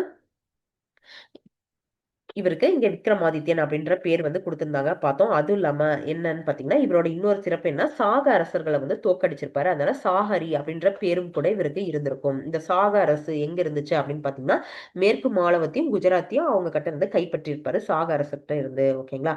சாகர்களை வந்து அதுக்கு முன்னாடி இருந்த சமுத்திரகுப்தரால கூடவும் தோக்கடிச்சிருக்க முடியாது. இவர் தான் வந்து தோக்கடிச்சிட்டு இருந்திருப்பாரு. சரிங்களா? அடுத்து தென்னிந்திய அரசர்களோடு மேல இருந்த சமுத்திரகுப்தர் என்ன பண்ணாரு, தென்னிந்தியா வரைக்கும் போர் செஞ்சு வந்தாரு. 12 அரசர்களை கப்பம் கட்டுற நிலைமைக்கு தள்ளி இருந்தாரு. ஆனா இவரு வந்து தென்னிந்திய அரசர்களோட என்ன சொல்றாங்க, நல்ல நட்புறவு வந்து வச்சிருந்தாரு அப்படின்றத வந்து சொல்றாங்க. ஓகேங்களா? அடுத்தது வந்து என்ன அப்படின்னு பாத்தீங்கன்னா, குதுப் மினாருக்கு அருகே உள்ள இரும்பு தூண், அது வந்து விக்ரமாதித்யரால் உருவாக்கப்பட்டது. அதான் மெக்ரோலி அயன் தூண் அப்படின்றது. சரிங்களா? அந்த மெக்ரோலி அயன் தூண்ல வந்து என்ன இருக்கும்னு பாத்தீங்கன்னா, உருவாக்குனது இரண்டாம் சந்திரகுப்தர். அதுல போட்டிருக்க அந்த புகழாரங்கள், புகழ் அதுல எழுதியிருக்கிற பொறிக்கப்பட்ட அந்த வரிகள் வந்து யாருக்கு சொந்தம் அப்படின்னு பாத்தீங்கன்னா, முதலாம் சந்திரகுப்தருக்கு சொந்தம். சரிங்களா? பேரன் வந்து தாத்தாவோட புகழுரை வந்து அந்த மெக்ரோலி அயன் பில்லர்ல வந்து எழுதியிருப்பாரு. சரிங்களா? இப்ப அடுத்து என்னன்னு பாத்தீங்கன்னா, அவரோட ஆட்சியின் போது ஃபாகியான் எனும் சீன பௌத்த பயணி வந்து விசிட் பண்ணியிருப்பாரு. இதை நம்ம முன்னாடியே பார்த்தோம். ம் பாகியான் வந்திருப்பாரு அப்படின்ட்டு. ஸோ பாகு அப்படின்னு 2 லெட்டர் ஞாபகம் வச்சுக்கோங்க அப்படின்னு கூட சொல்லியிருப்போம். இரண்டாம் சந்திரகுப்தர் அப்படின்னா நிறைய நம்பர்ஸ் வரும், ஞாபகம் வச்சுக்கணும் அப்படின்றத நம்ம மென்ஷன் பண்ணியிருப்போம். ஸோ அதுதான் வந்து இங்கேயும் கொடுத்துருக்காங்க. அதுவும் இல்லாம மிகச்சிறந்த அறிஞர்கள், புலவர்கள், எழுத்தாளர்கள், கலைஞர்கள் இவருடைய அவையில வந்து அலங்கரித்ததா வந்து சொல்றாங்க. ஸோ முன்னாடியே சொன்னா அந்த 9 ஜுவல்ஸ் அப்படின்ற நவரத்தினங்களும் இவரோட அவையில தான் இருந்திருப்பாங்க. ஃபாகியான், பாகுன்ற 2 லெட்டர் ஞாபகம் வச்சுக்கோங்க. இரண்டாம் சந்திரகுப்தருக்கு பிளஸ் நயன் அப்படின்ற இந்த 9 ஜுவல்ஸ்ன்ற நவரத்தினங்களும் இவர் அவையில தான் இருந்திருப்பாரு. ஸோ யார் யார் இருந்திருக்காங்க அப்படின்னு சொல்லி பாருங்க. காளிதாசர், அவர் வந்து யாருன்னா சமஸ்கிருத புலவர். சரிங்களா? அடுத்தது யாரு அப்படின்னு பாத்தீங்கன்னா ஹரிசேனர். ஹரிசேனர் வந்து என்ன சொல்றாங்கன்னா, அவரையுமே சமஸ்கிருத புலவர் அப்படின்னு தான் வந்து சொல்றாங்க. அடுத்து அமரசிங்கரை என்ன சொல்றாங்கன்னா, அகராதியியல் ஆசிரியர், அதாவது டிக்ஷனரி அப்படின்ற மாதிரி மென்ஷன் பண்றாங்க. அகராதியல் ஆசிரியர் அப்படின்னு வந்து சொல்றாங்க. ஓகேங்களா? அடுத்து தனவந்திரி வந்து என்ன சொல்றாங்கன்னா, மருத்துவர் அப்படின்னு வந்து சொல்றாங்க. அடுத்து வந்து என்ன அப்படின்னு பாத்தீங்கன்னா, காக்கான பாணர், அவர் வந்து யாருன்னா ஜோதிடர். ஓகேங்களா? சோ இந்த ஃபர்ஸ்ட் 4 விஷயத்த நம்ம அப்படியே ஞாபகம் வச்சுக்கிறோம். ஓகேங்களா? காளிதாசர், ஹரிசேனர். ஹரிசேனரை பார்த்தோம், சமுத்திரகுப்தரோட அந்த அலகாபாத் தூண்கள் விட்டு பொறிச்சவர். சோ அவங்க 2 பேரும் சமஸ்கிருத புலவர் அப்படின்னு ஞாபகம் வச்சுக்க போறோம். அமரசிங்கர், அமராம அகராதி பண்ணுது குழந்தை அப்படின்ற மாதிரி ஞாபகம் வச்சுக்கோங்க. அமரசிங்கர் யாரு? அகராதியியல் ஆசிரியர். சரிங்களா? தனவந்திரி அப்படின்னா வந்து மருத்துவர் அப்படின்னு வந்து சொல்றாங்க. அடுத்தடுத்து இதுக்கெல்லாம் வந்து நம்ம ஒரு ஷார்ட்கட் போட்டு ஞாபகம் வச்சுக்கலாம். என்ன சொல்றாங்க பாருங்க. காக்கன பானகர் அப்படின்றவர் யாருன்னா ஜோதிடர். இப்ப ஜோதிடரை நம்ம பார்க்க போறோம் அப்படின்னா என்ன பண்ணுவாங்க அப்படின்னா, நம்மள ரொம்ப காக்க வைப்பாங்க அப்படின்னு சொல்லி ஞாபகம் வச்சுக்கோங்க. காகன பாணர் அப்படின்றவர் யாரு? ஜோதிடர். சரிங்களா? அடுத்தது என்னன்னா சங்கு அப்படின்னு சொல்லி கொடுத்திருக்காங்க. சங்கு அப்படின்றவர் யாருன்னு பாத்தீங்கன்னா கட்டிடக்கலை நிபுணர். சரிங்களா? இப்ப புதுசா ஒரு கட்டிடம் கட்டுறோம் அப்படின்னா டிஸ்ட்ரிக்ட் சங்கெல்லாம் தொங்கிடுவாங்களா அப்படின்ற மாதிரி கற்பனை பண்ணிக்கோங்க. சங்கு அப்படின்றது என்ன? கட்டிடக்கலை நிபுணர். அடுத்து யார் கொடுத்திருக்காங்க அப்படின்னா வராக மிகிரர் வந்து கொடுத்திருக்காங்க. வராக மிகிரர் யாருன்னா வானியல் அறிஞர். ஓகே, வானத்துல இருந்து மழை வருமா வராதா அப்படின்னு சொல்லி பாக்குறோம். நான் வச்சுக்கலாம். வராக மிகரர் யாரு? வானிலை அறிஞர். அடுத்து வராட்சி அப்படின்றவங்க. ஓகேங்களா, வராட்சினா ஆட்சி அப்படின்ற மாதிரி எடுத்துக்கோங்க. ஆட்சி என்ன பண்றாங்க? இலக்கணம் சொல்லி தராங்க. இலக்கண ஆசிரியர் மற்றும் சமஸ்கிருத புலவர். அடுத்தது விட்டல் பட்டர் அப்படின்றவர் யாரு அப்படின்னு பாத்தீங்கன்னா மாய வித்தகர். ஓகேங்களா, அதாவது விட்டல் பட்டர் அப்படின்னா வந்து வித்தை வித்தை வித்தை செய்யறாங்க அப்படின்னு சொல்லி நான் வச்சுக்கோங்க. அப்படின்னா வித்தைனா என்ன? மாயம் அப்படின்ற மாதிரி மாய வித்தகர் தான் யாரு? விட்டல் பட்டர் அப்படின்றவரு. சரிங்களா. அடுத்து இரண்டாம் சந்திரகுப்தரின் பட்ட பெயர்கள். நம்ம ஏற்கனவே விக்ரமாதித்யன்ற பட்ட பெயர் பார்த்தோம். இன்னும் என்னென்ன பட்ட பெயர் கொடுத்திருக்காங்க அப்படின்னு பாத்தீங்கன்னா நரேந்திர சந்திர, சிம்ம சந்திர, நரேந்திர சிம்ம, விக்ரம, தேவராஜர், தேவகுப்தர், தேவஸ்ரீ அப்படிலாம் இருக்கு. இன்னொரு பேர் நாம என்ன சொல்லுவோம்? ஷாஹரி அப்படின்ற பேரு. அதெல்லாம் 11th புக் படிக்கிறப்ப படிப்போம். சரிங்களா. அடுத்து இரண்டாம் சந்திரகுப்தரை தொடர்ந்து அவருடைய மகன் யார் வரானா முதலாம் குமாரகுப்தர் வந்து வராரு. சரிங்களா. இப்ப இந்த குமாரகுப்தருக்கு ஒரு 2 3 பாயிண்ட் வந்து நம்ம ஞாபகம் வச்சுக்க போறோம். 3 பாயிண்ட் தான் அவருக்கு இருக்கும். என்னன்னு பாத்தீங்கன்னா என்ன அதுக்கு ஒரு ஷார்ட்கட் என்னன்னு பார்த்தீங்கன்னா குமரன். குமரன் நம்ம யாரை சொல்லுவோம்? சின்ன பசங்களை சொல்லுவோம். ஸோ குமரன் அப்படின்ற சின்ன பசங்களை தான் ஸ்கூல் காலேஜுக்குலாம் அனுப்புவோம் அப்படின்னு சொல்லி நம்ம ஞாபகம் வச்சுக்கலாம். அது எதுக்கு சொல்றோம் அப்படின்னா நாலந்தா பல்கலைக்கழகத்தை உருவாக்குனது யாரு அப்படின்னா இந்த குமாரகுப்தர் தான். நாலந்தா பல்கலைக்கழகத்தை உருவாக்கியவர் யாரு? குமாரகுப்தர் தான். சரிங்களா. இப்ப நம்ம சின்ன பையன் காலேஜுக்கு போகுது, பல்கலைக்கழகத்துக்கு போகுது அப்படின்னு பாத்துட்டோமா குமரன் அப்படின்ட்டு. சரி, இப்ப அடுத்தது என்னன்னா நம்ம இப்ப வீட்டுல வந்து இப்ப கண் முழிச்செல்லாம் படிக்கிறோம் அப்படின்னா நம்ம பேரண்ட்ஸ் நம்மளுக்கு என்ன பண்ணுவாங்க? டீ காஃபி எல்லாம் போட்டு தருவாங்க. சக்ரா கோல்டு போட்டு சக்ரா கோல்டு டீ போட்டு தராங்க அப்படின்னு சொல்லி நான் வச்சுக்கலாம். ஏன்னா சக்ராதித்யர் அப்படின்ற பேரு யாருக்கு தான் வரும்? குமரகுப்தருக்கு தான் வரும். சரிங்களா. அப்புறம் இன்னொன்னு என்ன அப்படின்னு பாத்தீங்கன்னா அஸ்வமேத யாகம் சமுத்திரகுப்தர் பண்ணதா பார்த்தோம். அஸ்வமேத யாகம் என்னன்னா குமாரகுப்தரும் வந்து பண்ணியிருப்பாங்க. 2 பேர் வந்து பண்ணியிருப்பாங்க. சரிங்களா. இதெல்லாம் நம்ம குமாரகுப்தருக்கு ஞாபகம் வச்சுக்க வேண்டிய பாயிண்ட்ஸ். இப்ப அடுத்து என்ன ஃபாகியான் பத்தின குறிப்பு தான் வந்து கொடுத்திருக்காங்க. நாம பார்த்தோம் இரண்டாம் சந்திரகுப்தர் டைம்ல வந்து விசிட் பண்ணிருப்பாரு வந்து அப்படின்ட்டு. சரிங்களா. அடுத்தது போகோக்கி அப்படின்ற டிராவல் நூலும் வந்து பார்த்தோம் ஃபாகியானுக்கு. சரிங்களா. இங்க என்ன கொடுத்திருக்காங்க? இம்பார்ட்டன்டா என்ன சொல்லியிருக்காரு இவரு அப்படின்னு பாத்தீங்கன்னா இங்க எல்லாமே சுத்தி பார்த்துட்டு மக்களின் சமூக பொருளாதார மத ஒழுக்க நிலை பற்றிய செய்தி தான் வந்து கொடுத்திருக்காரு. அதுல மெயினா என்ன சொல்றாருன்னா மகதத்து மக்கள் வந்து மகிழ்ச்சியோடு இருந்தாங்க அப்படின்னு வந்து சொல்றாங்க. அப்புறம் கடுமையான தண்டனை வந்து இங்க இருக்காது அப்படின்றதையும் வந்து குறிப்பிடுறாங்க. அது இல்லாம மரண தண்டனை அந்த மாதிரியான விஷயங்கள்லாம் வழங்கப்படவில்லை அப்படின்றதையும் வந்து சொல்றாங்க. சரிங்களா. கயா அப்படின்ற பிளேஸ் வந்து என்னவா இருந்திருக்குன்னா பாலடைந்து இருந்திருக்கு அப்படின்றதையும், அடுத்து கபிலவஸ்து அப்படின்றது காடாக இருந்துச்சு அப்படின்றதையும் சொல்றாங்க. கயா எப்படி இருந்துச்சு? பாலடைந்து இருந்துச்சு.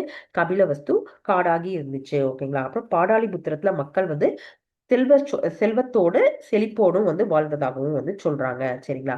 அடுத்து என்ன? குமாரகுப்தர். அவரை தொடர்ந்து யாரு வராங்க அப்படின்னு பாத்தீங்கன்னா ஸ்கந்தகுப்தர் வந்து வராரு. சரிங்களா. இப்ப ஆல்மோஸ்ட் நம்ம முடிக்க போறோம் இந்த ராஜா பத்தின விஷயங்கள். சரிங்களா. இப்ப அடுத்து யாரு? ஸ்கந்தகுப்தர் வந்து சொல்றாங்க. சோ என்ன சொல்லியிருப்பாங்கன்னா முன்னாடியே வந்து நம்ம பார்த்திருப்போம். ராஜஸ்தானோட பழங்குடியினர் வந்து வலிமை இழந்திருப்பாங்க சமுத்திரகுப்தர் பண்ண அந்த போர்கள்னால அப்படின்னு சொல்லி. ஸோ அங்க என்ன இருக்கும் அப்படின்னு பார்த்தீங்கன்னா அவங்களாம் வலிமை இழந்ததுனால வெளியில இருந்து ஹீனர்களோட ஊடுருவல் அடிக்கடி நடந்துட்டு இருந்திருக்கும். ஸோ அந்த மாதிரி அந்த ஹீனர்களோட விஷயம் வந்து பெரிய லெவல்ல எப்ப ஆகும் அப்படின்னு பார்த்தீங்கன்னா ஸ்கந்தகுப்தர் இந்த டைம்ல ஆகும். ஹீனர்கள் வந்து ரொம்ப ஊடுருவி பிரச்சனைகள் வந்து பண்ணியிருப்பாங்க. ஸ்கந்தகுப்தர் வந்து அவங்கள வெற்றிகரமா விரட்டி அடித்திருப்பாரு. இருந்தாலும் 12 ஆண்டுகளுக்கு பின்னர் மறுபடியும் வந்து படையெடுத்து வந்திருப்பாங்க. அந்த டைம்ல ஸ்கந்தகுப்தர் வந்து தோல்வி விட்டுருப்பாரு. சரிங்களா. சோ இங்கதான் அந்த விஷயம்லாம் தான் வந்து சொல்றாங்க. சரிங்களா. அடுத்து மிகச்சிறந்த குப்த பேரரசு. இப்ப வந்து நம்ம பார்த்தோம்.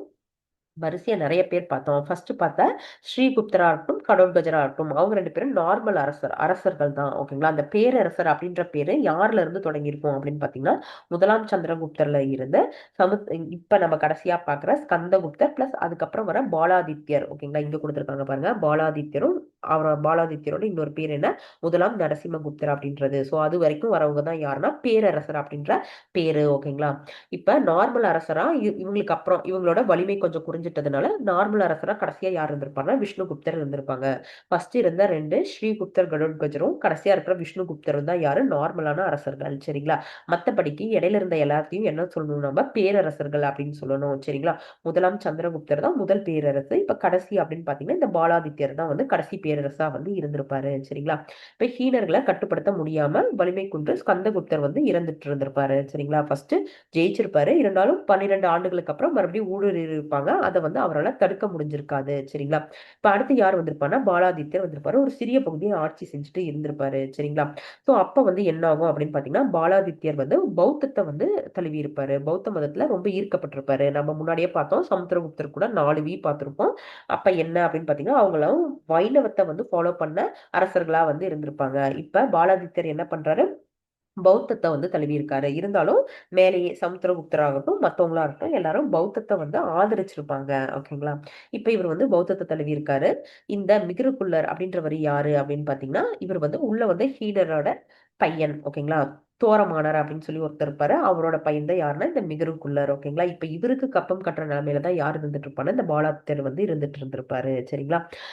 இருந்தாலும் இந்த மிகிருக்குள்ளர் வந்து என்ன பண்ணிருப்பாருன்னா, பௌத்தத்தை வந்து பகைமையோடு வந்து பார்த்திருப்பாரு. அந்த விஷயம் வந்து நம்ம பாலாதித்யரான கடைசி பேரரசர், குப்த பேரரசர் பாலாதித்யருக்கு வந்து பிடிச்சிருக்காது. அதனால இவரு கப்பம் கட்டுறதை வந்து நிறுத்தியிருப்பாரு. பிளஸ் மிகிருக்குள்ளரை என்ன பண்ணிருப்பாருன்னா ஒரு முறை கைது கூட செஞ்சிருப்பாரு. சரிங்களா? அதுக்கப்புறம் என்ன ஆகுது அப்படின்னு பாத்தீங்கன்னா, சோ கைது செஞ்சவரை யாரு, ஹீனர்கள். ஓகேங்களா? அவங்க வந்து அதுக்கப்புறம் வெளியே வந்துட்டு இருந்திருப்பாரு. அவரு வஞ்சகமா என்ன பண்ணியிருக்காரு, வெளியே வந்திருக்காரு. அப்புறம் மகதத்துல இருந்து பாலாதித்யரை விரட்டி விரட்டி அடிச்சிருந்திருக்காரு இந்த மிகிருக்குள்ளர். ஓகேங்களா? பாலாதித்யர் பின்னர் மாபெரும் குப்த பேரரசு பாலாதித்யருக்கு அப்புறம் என்ன ஆகுது அப்படின்னு பாத்தீங்கன்னா தேய ஆரம்பிச்சிருச்சு. இப்ப கடைசி அரசர் அப்படின்ற அங்கீகரிக்கப்படுற அரசரா நம்மளுக்கு யார் இருக்கான்னா விஷ்ணுகுப்தர் வந்து இருக்காரு. இதோட ராஜாக்கள். ஓகேங்களா? அந்த ஸ்டோரிஸ் வந்து முடியுது. ஒருக்கா நம்ம ரீகால் பண்ணிப்போம். ஃபர்ஸ்ட் என்ன பார்த்திருப்போம் அப்படின்னா, ஸ்ரீகுப்தரும் கடோத்கச்சரும் வந்து பார்த்திருப்போம். அவங்க 2 பேரும் பெருசா சொல்ற மாதிரி எதுவும் இருக்காது. அவங்க மகாராஜா அப்படின்ற டைட்டிலோட வந்து இருந்திருப்பாங்க. பிளஸ் ஃபர்ஸ்ட் காயின்ல வந்து அரசர் யாருன்னா ஸ்ரீகுப்தர் வந்து இருந்திருப்பாங்க. அதுக்கப்புறம் முதலாம் சந்திரகுப்தர் பார்த்திருப்போம். குமராதேவிங்கிற லிச்சாவதி அரசியை வந்து மேரேஜ் பண்ணியிருப்பாங்க. அதனால அவரோட டெரிட்டரியை அவரால் நல்லா எக்ஸ்பேண்ட் பண்ண முடிஞ்சிருக்கும். அடுத்து யாருன்னா சமுத்திரகுப்தர் வந்திருப்பாரு. 100 அரசர்களை வென்று அஸ்வமேத யாகம்லாம் நடத்திருப்பாரு. அதுக்கப்புறம் வி வி அப்படின்னு சொல்லி அவருக்கு பார்த்தோம். விஷ்ணு கோபன் அப்படின்ற பல்லவ மன்னரை வந்து இது பண்ணியிருப்பாரு. பிளஸ் வைணவத்தை வந்து ஃபாலோ பண்ணியிருப்பாரு. வீணை வாசிக்கிற மாதிரி காயின்ஸ்ல வந்து போஸ்டர் வந்து கொடுத்துருப்பாரு. சரிங்களா? இப்ப 3 வி தானே மேம் வந்திருக்கு. நீங்க 4 வி ஞாபகம் வச்சுக்க சொன்னீங்களே அப்படின்னா 11th புக்ல இன்னொன்னு இருந்திருக்கும். என்னன்னா பசுபந்து அப்படின்ற பௌத்த துறவியும் வந்து அவரை ஆதரிச்சிருப்பாரு. சரிங்களா? இப்ப சமுத்திரகுப்தர் முடிஞ்சிருச்சு. அதுக்கப்புறம் யாரு பார்த்தோம்னா, அவர் என்ன பண்ணிருப்பாரு, அவங்க அப்பாவோட பெரிய பையனுக்கு வச்சிருப்பாரு. அந்த பையன் யாருன்னா 2ஆம் சந்திரகுப்தர். 2ஆம் சந்திரகுப்தருக்கு சிறப்பானது வந்து நிறைய பார்த்திருப்போம். சரிங்களா? அதுக்கப்புறம் என்ன அப்படின்னு பாத்தீங்கன்னா, நம்மளுக்கு குமரகுப்தர் வந்து வந்திருப்பாரு. குமரகுப்தர்னா பார்த்திருப்போம். நாலந்தா யூனிவர்சிட்டியும் அதுக்கப்புறம் சக்கராத்யா அப்படின்ற பேரும் வந்து பார்த்திருப்போம். அவருக்கு அப்புறம் தான் யாரு நம்ம பார்த்திருப்போம்னா ஸ்கந்தகுப்தர் ஹீனர்களை வந்து வெற்றி பெற்றிருப்பாரு. இருந்தாலும் கடைசியில தோல்வி கிடைச்சிருக்கும்.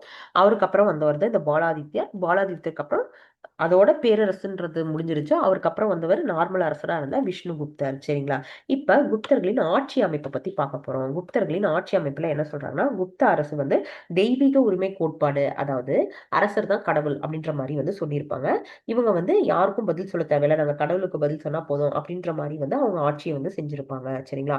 குப்த அரசர்கள் வந்து அரசியல், நிர்வாக, இராணுவ, நீதி வழங்கல் ஆகிய துறைகள்ல பெருமளவான அதிகாரம் வந்து பெற்று இருந்திருப்பாங்க. யாரு, குப்த அரசர்கள். சரிங்களா? அடுத்து குப்த அரசர்கள் வந்து அமைச்சர்கள்ன்ற இந்த மந்திரி குழு ஒன்று வந்து உதவி செஞ்சுட்டு இருந்திருக்கும். சரிங்களா? இக்குழு வந்து அரசர்களையும் உயர் அதிகாரிகளையும் வந்து கொண்டு வந்திருக்கும். கப்பம் கற்ற சிற்றரசர்களையும் கொண்டு இருந்திருக்கும் அப்படின்றத சொல்றாங்க. நாட்டின் அன்றாட நிர்வாகத்தை வந்து திறம்பட நடத்த என்ன பண்ணிருப்பாங்க அப்படின்னா, பெருமளவு அதிகாரிகள் வந்து குப்த அரசர்களால் வந்து அவங்களே வந்து டைரக்டா பணி நியமனம் வந்து செஞ்சிருப்பாங்க. சரிங்களா? அதுக்கப்புறம் உயர் பதவிகள்ல வந்து அமர்த்தப்படுற அதிகாரிகளுக்கு பேரா வந்து என்ன சொல்றாங்கன்னா தண்டநாயகா மற்றும் மகா தண்டநாயகர் அப்படின்னு வந்து சொல்லுவாங்க. இதையவே வந்து நம்ம என்ன பண்ணுவோம், 11th படிப்போம். அந்த இடத்துல என்ன கொடுப்பாங்கன்னா, இந்த தண்டநாயகா மகாதண்ட நாயகா வந்து ராணுவம் மற்றும் அமைதிக்கான ஆஹ் தலைவர்களின் பெயர்களா வந்து சொல்லுவாங்க. சரிங்களா? அடுத்து என்ன அப்படின்னு பாத்தீங்கன்னா, தேசம் அல்லது புத்தி அப்படின்ற அழகு வந்து சொல்லுவாங்க. சரிங்களா? இப்ப என்ன சொன்னோம், நம்ம தண்டநாயக்கர், மகா தண்டநாயக்கர் இது ரெண்டும் ராணுவ மற்றும் நீதித்துறை சார்ந்த அதிகாரிகளா வந்து இருப்பாங்க. அமைதி மற்றும் போருக்கானவங்க வந்து சந்தி விக்கிரகா அப்படின்ற பேர்ல வந்து இருப்பாங்க. சரிங்களா? இதெல்லாமே வந்து என்ன பண்ணுவோம், நம்ம 11th புக்ஸ்ல வரப்ப படிப்போம். சரிங்களா? இப்ப அடுத்து என்ன அப்படின்னு பாத்தீங்கன்னா, நிர்வாக அழகு பத்தி கொடுத்திருக்காங்க. இப்ப நம்மளோட நிர்வாக அழகு என்னவா இருக்குன்னு பாத்தீங்கன்னா, மேல மாநிலம் இருக்கு, மாநிலத்துக்கு கீழே மாவட்டங்கள் இருக்கு. அந்த மாதிரி அங்க குப்தா பேரரசுல மாநிலம் அப்படின்ற அளவுல என்ன இருந்திருக்கும்னு பாத்தீங்கன்னா இந்த தேசம் அல்லது புக்தி அப்படின்ற விஷயங்கள் தான் வந்து இருந்திருக்கும். சரிங்களா? அதை யாரு ஆட்சி செஞ்சிருப்பான்னு பாத்தீங்கன்னா உபரிக்கா அப்படின்ற ஆளுநர்கள் வந்து ஆட்சி செஞ்சிருப்பாங்க. அது கீழே இப்ப மாநிலம் பார்த்துட்டோம். அடுத்து மாவட்டம். மாவட்டத்து பேர் தான் என்ன அப்படின்னு பாத்தீங்கன்னா இந்த விஷயா அப்படின்ற பேரு. சரிங்களா? இதை யாரு ஆட்சி செஞ்சிருப்பாங்கன்னா இந்த விஷயபதிகள் வந்து ஆட்சி செஞ்சிருப்பாங்க. சரிங்களா? அது கீழே கடைசி அழகா சின்ன அழகா இருக்கிறது என்ன அப்படின்னு பாத்தீங்கன்னா கிராமம். ஓகேங்களா? அங்க யார் இருந்திருப்பான்னு பாத்தீங்கன்னா கிராமிகா, கிராம தியாஷ் தியாகஷா அப்படின்னு வந்து கொடுத்திருக்காங்க. ஓகேங்களா? இதெல்லாமே வந்து கிராம அளவுல வந்து இருக்கிற விஷயம். அடுத்து என்ன அப்படின்னு சொல்லி பாத்தீங்கன்னா இந்த விரிந்து பறந்த குப்த அரசுல வந்து இந்த ராணுவ அமைப்பை பத்தி வந்து சொல்ல போறாங்க. சரிங்களா? ராணுவ அமைப்பு பத்தி நம்மளுக்கு என்ன கொடுத்திருக்காங்கன்னு பாத்தீங்கன்னா பாலாதி கிருதா அப்படின்ற ஒரு பேர் வந்து கொடுத்திருக்காங்க. இந்த பாலாதி கிருதா யாரு அப்படின்னு பாத்தீங்கன்னா காலாட்படையின் தளபதியா வந்து சொல்றாங்க. அதே கீழே மகாபாலாதி கிருதா அப்படின்ற இன்னொரு பேர் கொடுத்திருக்காங்க. அவர் யாரு அப்படின்னு பாத்தீங்கன்னா குதிரைப்படையின் தளபதி அப்படின்னு வந்து கொடுத்திருக்காங்க. இதை நம்ம எப்படி ஞாபகம் வச்சுக்கலாம்னா பாலா காலா அப்படின்னு சொல்லி ஞாபகம் வச்சுக்கோங்க. ரைமிங்கா. சரிங்களா? பாலா அப்படின்னு வந்துட்டா காலான்னு வரணும். காலாட்படை தளபதி அப்படின்னு நம்ம போட்டுடலாம். சரிங்களா? அதே மகா அப்படின்னா வந்து குதிரை கொஞ்சம் மகா சைஸ்ல நம்மளோட பெருசா இருக்கு, அதனால மகாபாலாதி கிருதா அப்படின்னு வந்து குதிரைப்படையின் தளபதி அப்படின்னு சொல்லி போடணும். சரிங்களா? அடுத்து இங்க பாருங்க துதகா அப்படின்ற ஒண்ணு இருக்கு. ஓகேங்களா? அது யாரு அப்படின்னு பாத்தீங்கன்னா ஒற்றர்கள். ஓகேங்களா? ஸ்பை அப்படின்றவங்க தான் யாரு இந்த துதகா அப்படின்றவங்க. சரிங்களா? அடுத்து என்ன அப்படின்னு பாத்தீங்கன்னா இந்த சைடு சமூக பொருளாதாரம் பத்தி வந்து கொடுத்திருக்காங்க. சரிங்களா? நாம மேல பார்த்தப்பவே அந்த இலக்கிய சான்று பார்த்தப்பவே இந்த பேரை நான் உங்களுக்கு சொல்லியிருப்பேன். என்னன்னு பாத்தீங்கன்னா கமந்தகரால் எழுதப்பட்ட நீதி சாரம் அப்படின்றது. இந்த கமந்தகர் அப்படின்னா கமெண்ட் பண்றது அப்படின்னு ஞாபகம் வச்சுக்கோங்க. அரசருக்கே இது வழி சொல்றது மாதிரியான விஷயமா இருக்கும். அரசருக்கே சஜஷன்ஸ் கொடுக்குற மாதிரியான நூலு. இது இன்னும் என்ன கொடுத்திருக்கு பாருங்க கருவூலத்தின் முக்கியத்துவத்தையும் அதுக்கான வருமானத்துக்கான பல வழிகளையும் வந்து சொல்லியிருக்கு இந்த கமந்தகரால் எழுதப்பட்ட நீதி சாரம் அப்படின்ற நூலு. சரிங்களா? ஓகே. அடுத்து நம்மளுக்கு என்னன்னு பாத்தீங்கன்னா இந்த மேப் தான் பாருங்க. குப்த பேரரசு எந்த அளவுக்கு விரிவடைஞ்சிருக்கு, அவங்க எந்த அளவுக்கு வந்து பெருசாக்கி ஆட்சி செஞ்சிருக்காங்க அப்படின்றத இந்த மேப்ல பாருங்க. ஓகே. அடுத்து நம்மளுக்கு என்ன கொடுத்திருக்காங்கன்னா நிலவரி பத்தி வந்து கொடுத்திருக்காங்க. நிலவரியே என்ன சொல்றாங்க அரசின் முக்கிய வருவாயா இருந்திருக்கிறதா வந்து சொல்றாங்க. அடுத்து விவசாயிகளின் நிலை எப்படி இருந்திருக்குன்னு பாத்தீங்கன்னா பரிதாபகரமா இருந்ததா வந்து சொல்றாங்க. அவங்க வந்து நிறைய பலவிதமான வரிகள் செலுத்த வேண்டிய நிலையில இருந்திருக்காங்க. நம்மளுக்கு சில வரிகள் வந்து இங்க கொடுத்திருக்காங்க.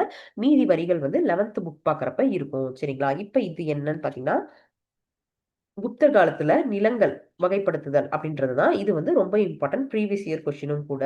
என்னென்ன கொடுத்துருக்காங்கன்னு ஃபர்ஸ்ட் படிப்போம். அப்புறம் ஒரு ஷார்ட்கட்டோட இது எப்படி ஞாபகம் வச்சுக்கலாம் அப்படின்றத பார்க்கலாம். சரிங்களா? ஃபர்ஸ்ட் என்ன கொடுத்துருக்காங்க பாருங்க சேத்ரா அப்படின்றது வந்து கொடுத்துருக்காங்க. சேத்ரா அப்படின்னு சொல்லி இருக்கு. இது என்னன்னு பாத்தீங்கன்னா வேளாண்மைக்கு உகந்த நிலமா இருக்கிறது பேர் தான் சேத்ரா அப்படின்றது. அடுத்து தரிசு நிலம் அதோட பேர் என்னன்னு பாத்தீங்கன்னா கிலா அப்படின்றது. அடுத்து வனம் அல்லது காட்டு நிலங்கள் அப்படின்றது அப்ரகதா அப்படின்றது. ஓகேங்களா? அடுத்து குடியிருப்பதற்கு உகந்த நிலங்கள் அப்படின்றது என்னதுன்னு பாத்தீங்கன்னா பஸ்தி அப்படின்னு கொடுத்திருக்காங்க. அடுத்து மேய்ச்சல் நிலங்கள் அப்படின்னா கபத சரகா அப்படின்றது. சரிங்களா? இப்ப இதெல்லாம் நம்ம எப்படி ஞாபகம் வச்சுக்க போறோம் அப்படின்னு சொல்லி பார்க்க போறோம். இப்ப சேஸ்திரா அப்படின்னா நிலம் நல்லா சேரா இருக்கு அப்படின்னா நல்லா ஈரப்பதத்தோட இருக்கு. அப்ப வேளாண்மை வந்து நல்லா இருக்கும். அப்ப இந்த சேஸ்திரா அந்த சேரு அப்படின்றது என்ன வேளாண்மைக்கு உகந்த நிலம். ஓகேங்களா?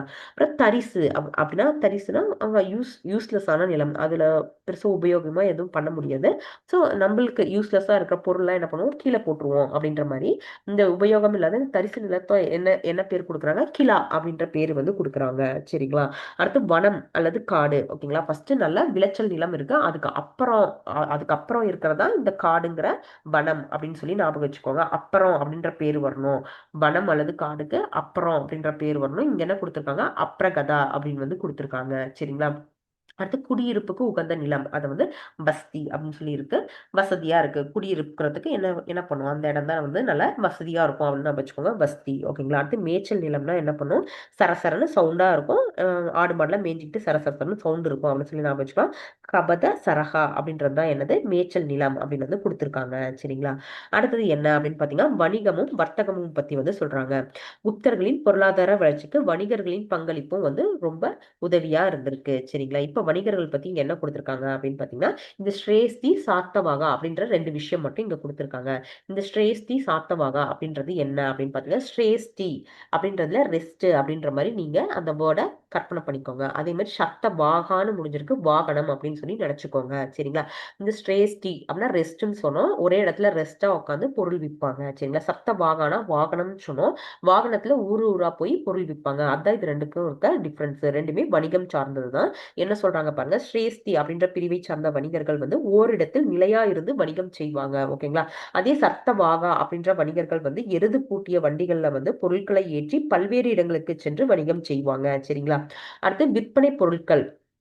அது வந்து என்ன என்ன மாதிரியான பொருட்கள் வந்து அன்றாடம் விற்பனை செய்யறாங்க, அந்த மாதிரியான விஷயங்கள் தான் கொடுத்துருக்காங்க. என்ன அப்படின்னு பாத்தீங்கன்னா, மிளகு, தங்கம், செம்பு, இரும்பு, குதிரைகள், யானைகள் ஆகியவை வந்து முக்கிய வணிக பொருள்களா இருந்திருக்கு. அதுக்கப்புறம் வட்டிக்கு கடன் கொடுக்கும் பழக்கம் இந்த குப்த காலத்துல இருந்துச்சா அப்படின்னு பாத்தீங்கன்னா கட்டாயம் இருந்துச்சு. என்ன கொடுத்துருக்காங்க பாருங்க, வட்டிக்கு கடன் கொடுக்கும் முறை நடைமுறையில் இருந்தது அப்படின்றத நம்மளுக்கு மென்ஷன் பண்ணியிருக்காங்க.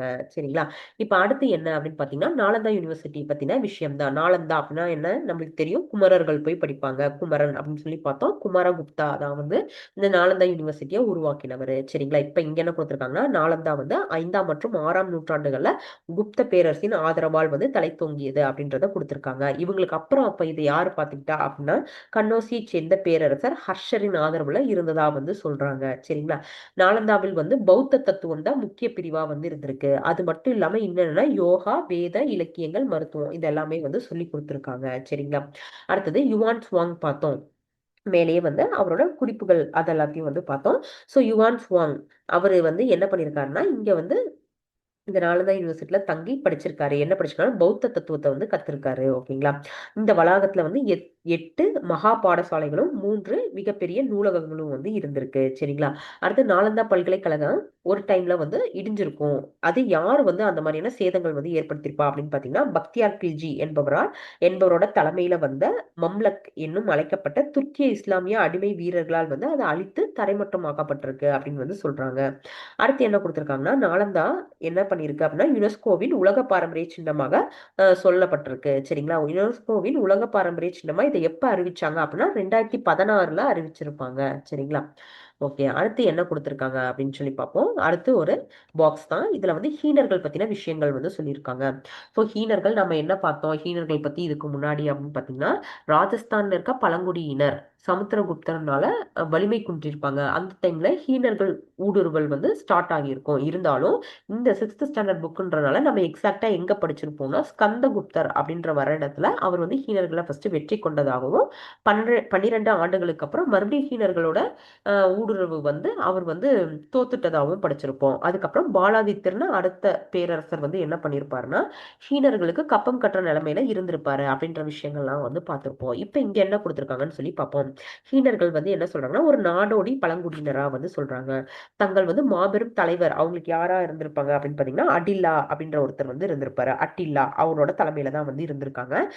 இவங்க வந்து ஃபர்ஸ்ட் என்ன பண்ணியிருந்திருப்பாங்கன்னா, ரோமாபுரியும் கான்ஸ்டான்டினோபிளையும் வந்து சேதப்படுத்தியிருப்பாங்க. சரிங்களா? அதுக்கப்புறம் நம்ம இந்தியாவுக்குள்ள வந்தவங்க யாருன்னு பாத்தீங்கன்னா, வெள்ளை ஹீனர்கள். அவங்க தான் மத்திய ஆசியா வழியாக இந்தியா வந்திருப்பாங்க. சரிங்களா? அவங்க வந்த அந்த டைம்ல ஃபர்ஸ்ட் யார் இருந்திருப்பா அப்படின்னு பாத்தீங்கன்னா, தோரமானர் அப்படின்றவர் தான் வந்து தலைவரா வந்து அரசரா வந்து முடிசூட்டிட்டு இருந்திருப்பாரு. சரிங்களா? தோரமன்னருக்கு அப்புறம் இருந்தவர் தான் யாரு அப்படின்னு பாத்தீங்கன்னா, தோரமன்னருக்கு அப்புறம் மிகிருகுலர் வந்து இருந்திருக்காரு. இவருக்கு தான் நம்ம பாலாதித்யர் வந்து கப்பம் கட்டியிருப்பாரு. இருந்தாலும் இவங்களுக்குமே யாராவது ஒருத்தங்க முடிவு கட்டியிருக்கணும் இல்லையா? ஸோ அது யாரு அப்படின்னு பாத்தீங்கன்னா, மாலவத்தை சேர்ந்த யசோதர்மர். ஓகேங்களா? இங்க மாலவம்ன்றது குறிப்பிடல, பெரிய ஸ்டாண்டர்ட்ல இருக்கும். இல்ல இங்கேயுமே வந்து சொல்லியிருக்காங்க பாருங்க, இங்க இருக்கு. ஓகே. மாலவத்தை ஆட்சி செய்து வந்த யசோதர்மர் அவரால வந்து இவங்க தோற்கடிக்கப்பட்டிருக்காங்க. சரிங்களா?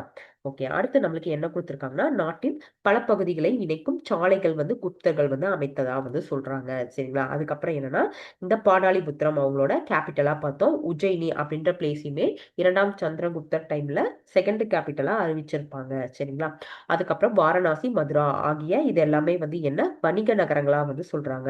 இந்தியாவுல உள்ள மேலை கடற்கரை துறைமுகங்கள் அப்படின்னு சொல்லியும் கீழே கடற்கரை துறைமுகங்களும் சில விஷயத்த பிரிச்சு நம்மளுக்கு இங்க காட்டியிருக்காங்க. என்னென்ன பாருங்க, மேலை கடற்கரை அப்படின்னு சொல்லப்படுறது கல்யாண், மங்களூர், மலபாரை வந்து சொல்றாங்க. சரிங்களா? அதுவே கீழே கடற்கரை அப்படின்னு சொல்லப்படுறது என்னன்னா, வங்காளத்துல இருக்க, அதாவது பெங்கால்ல இருக்க தாமிரலிப்தியை வந்து சொல்றாங்க. சரிங்களா? இது எல்லாமே வணிகம் பெருகுவதற்கு உதவுனதா வந்து சொல்றாங்க.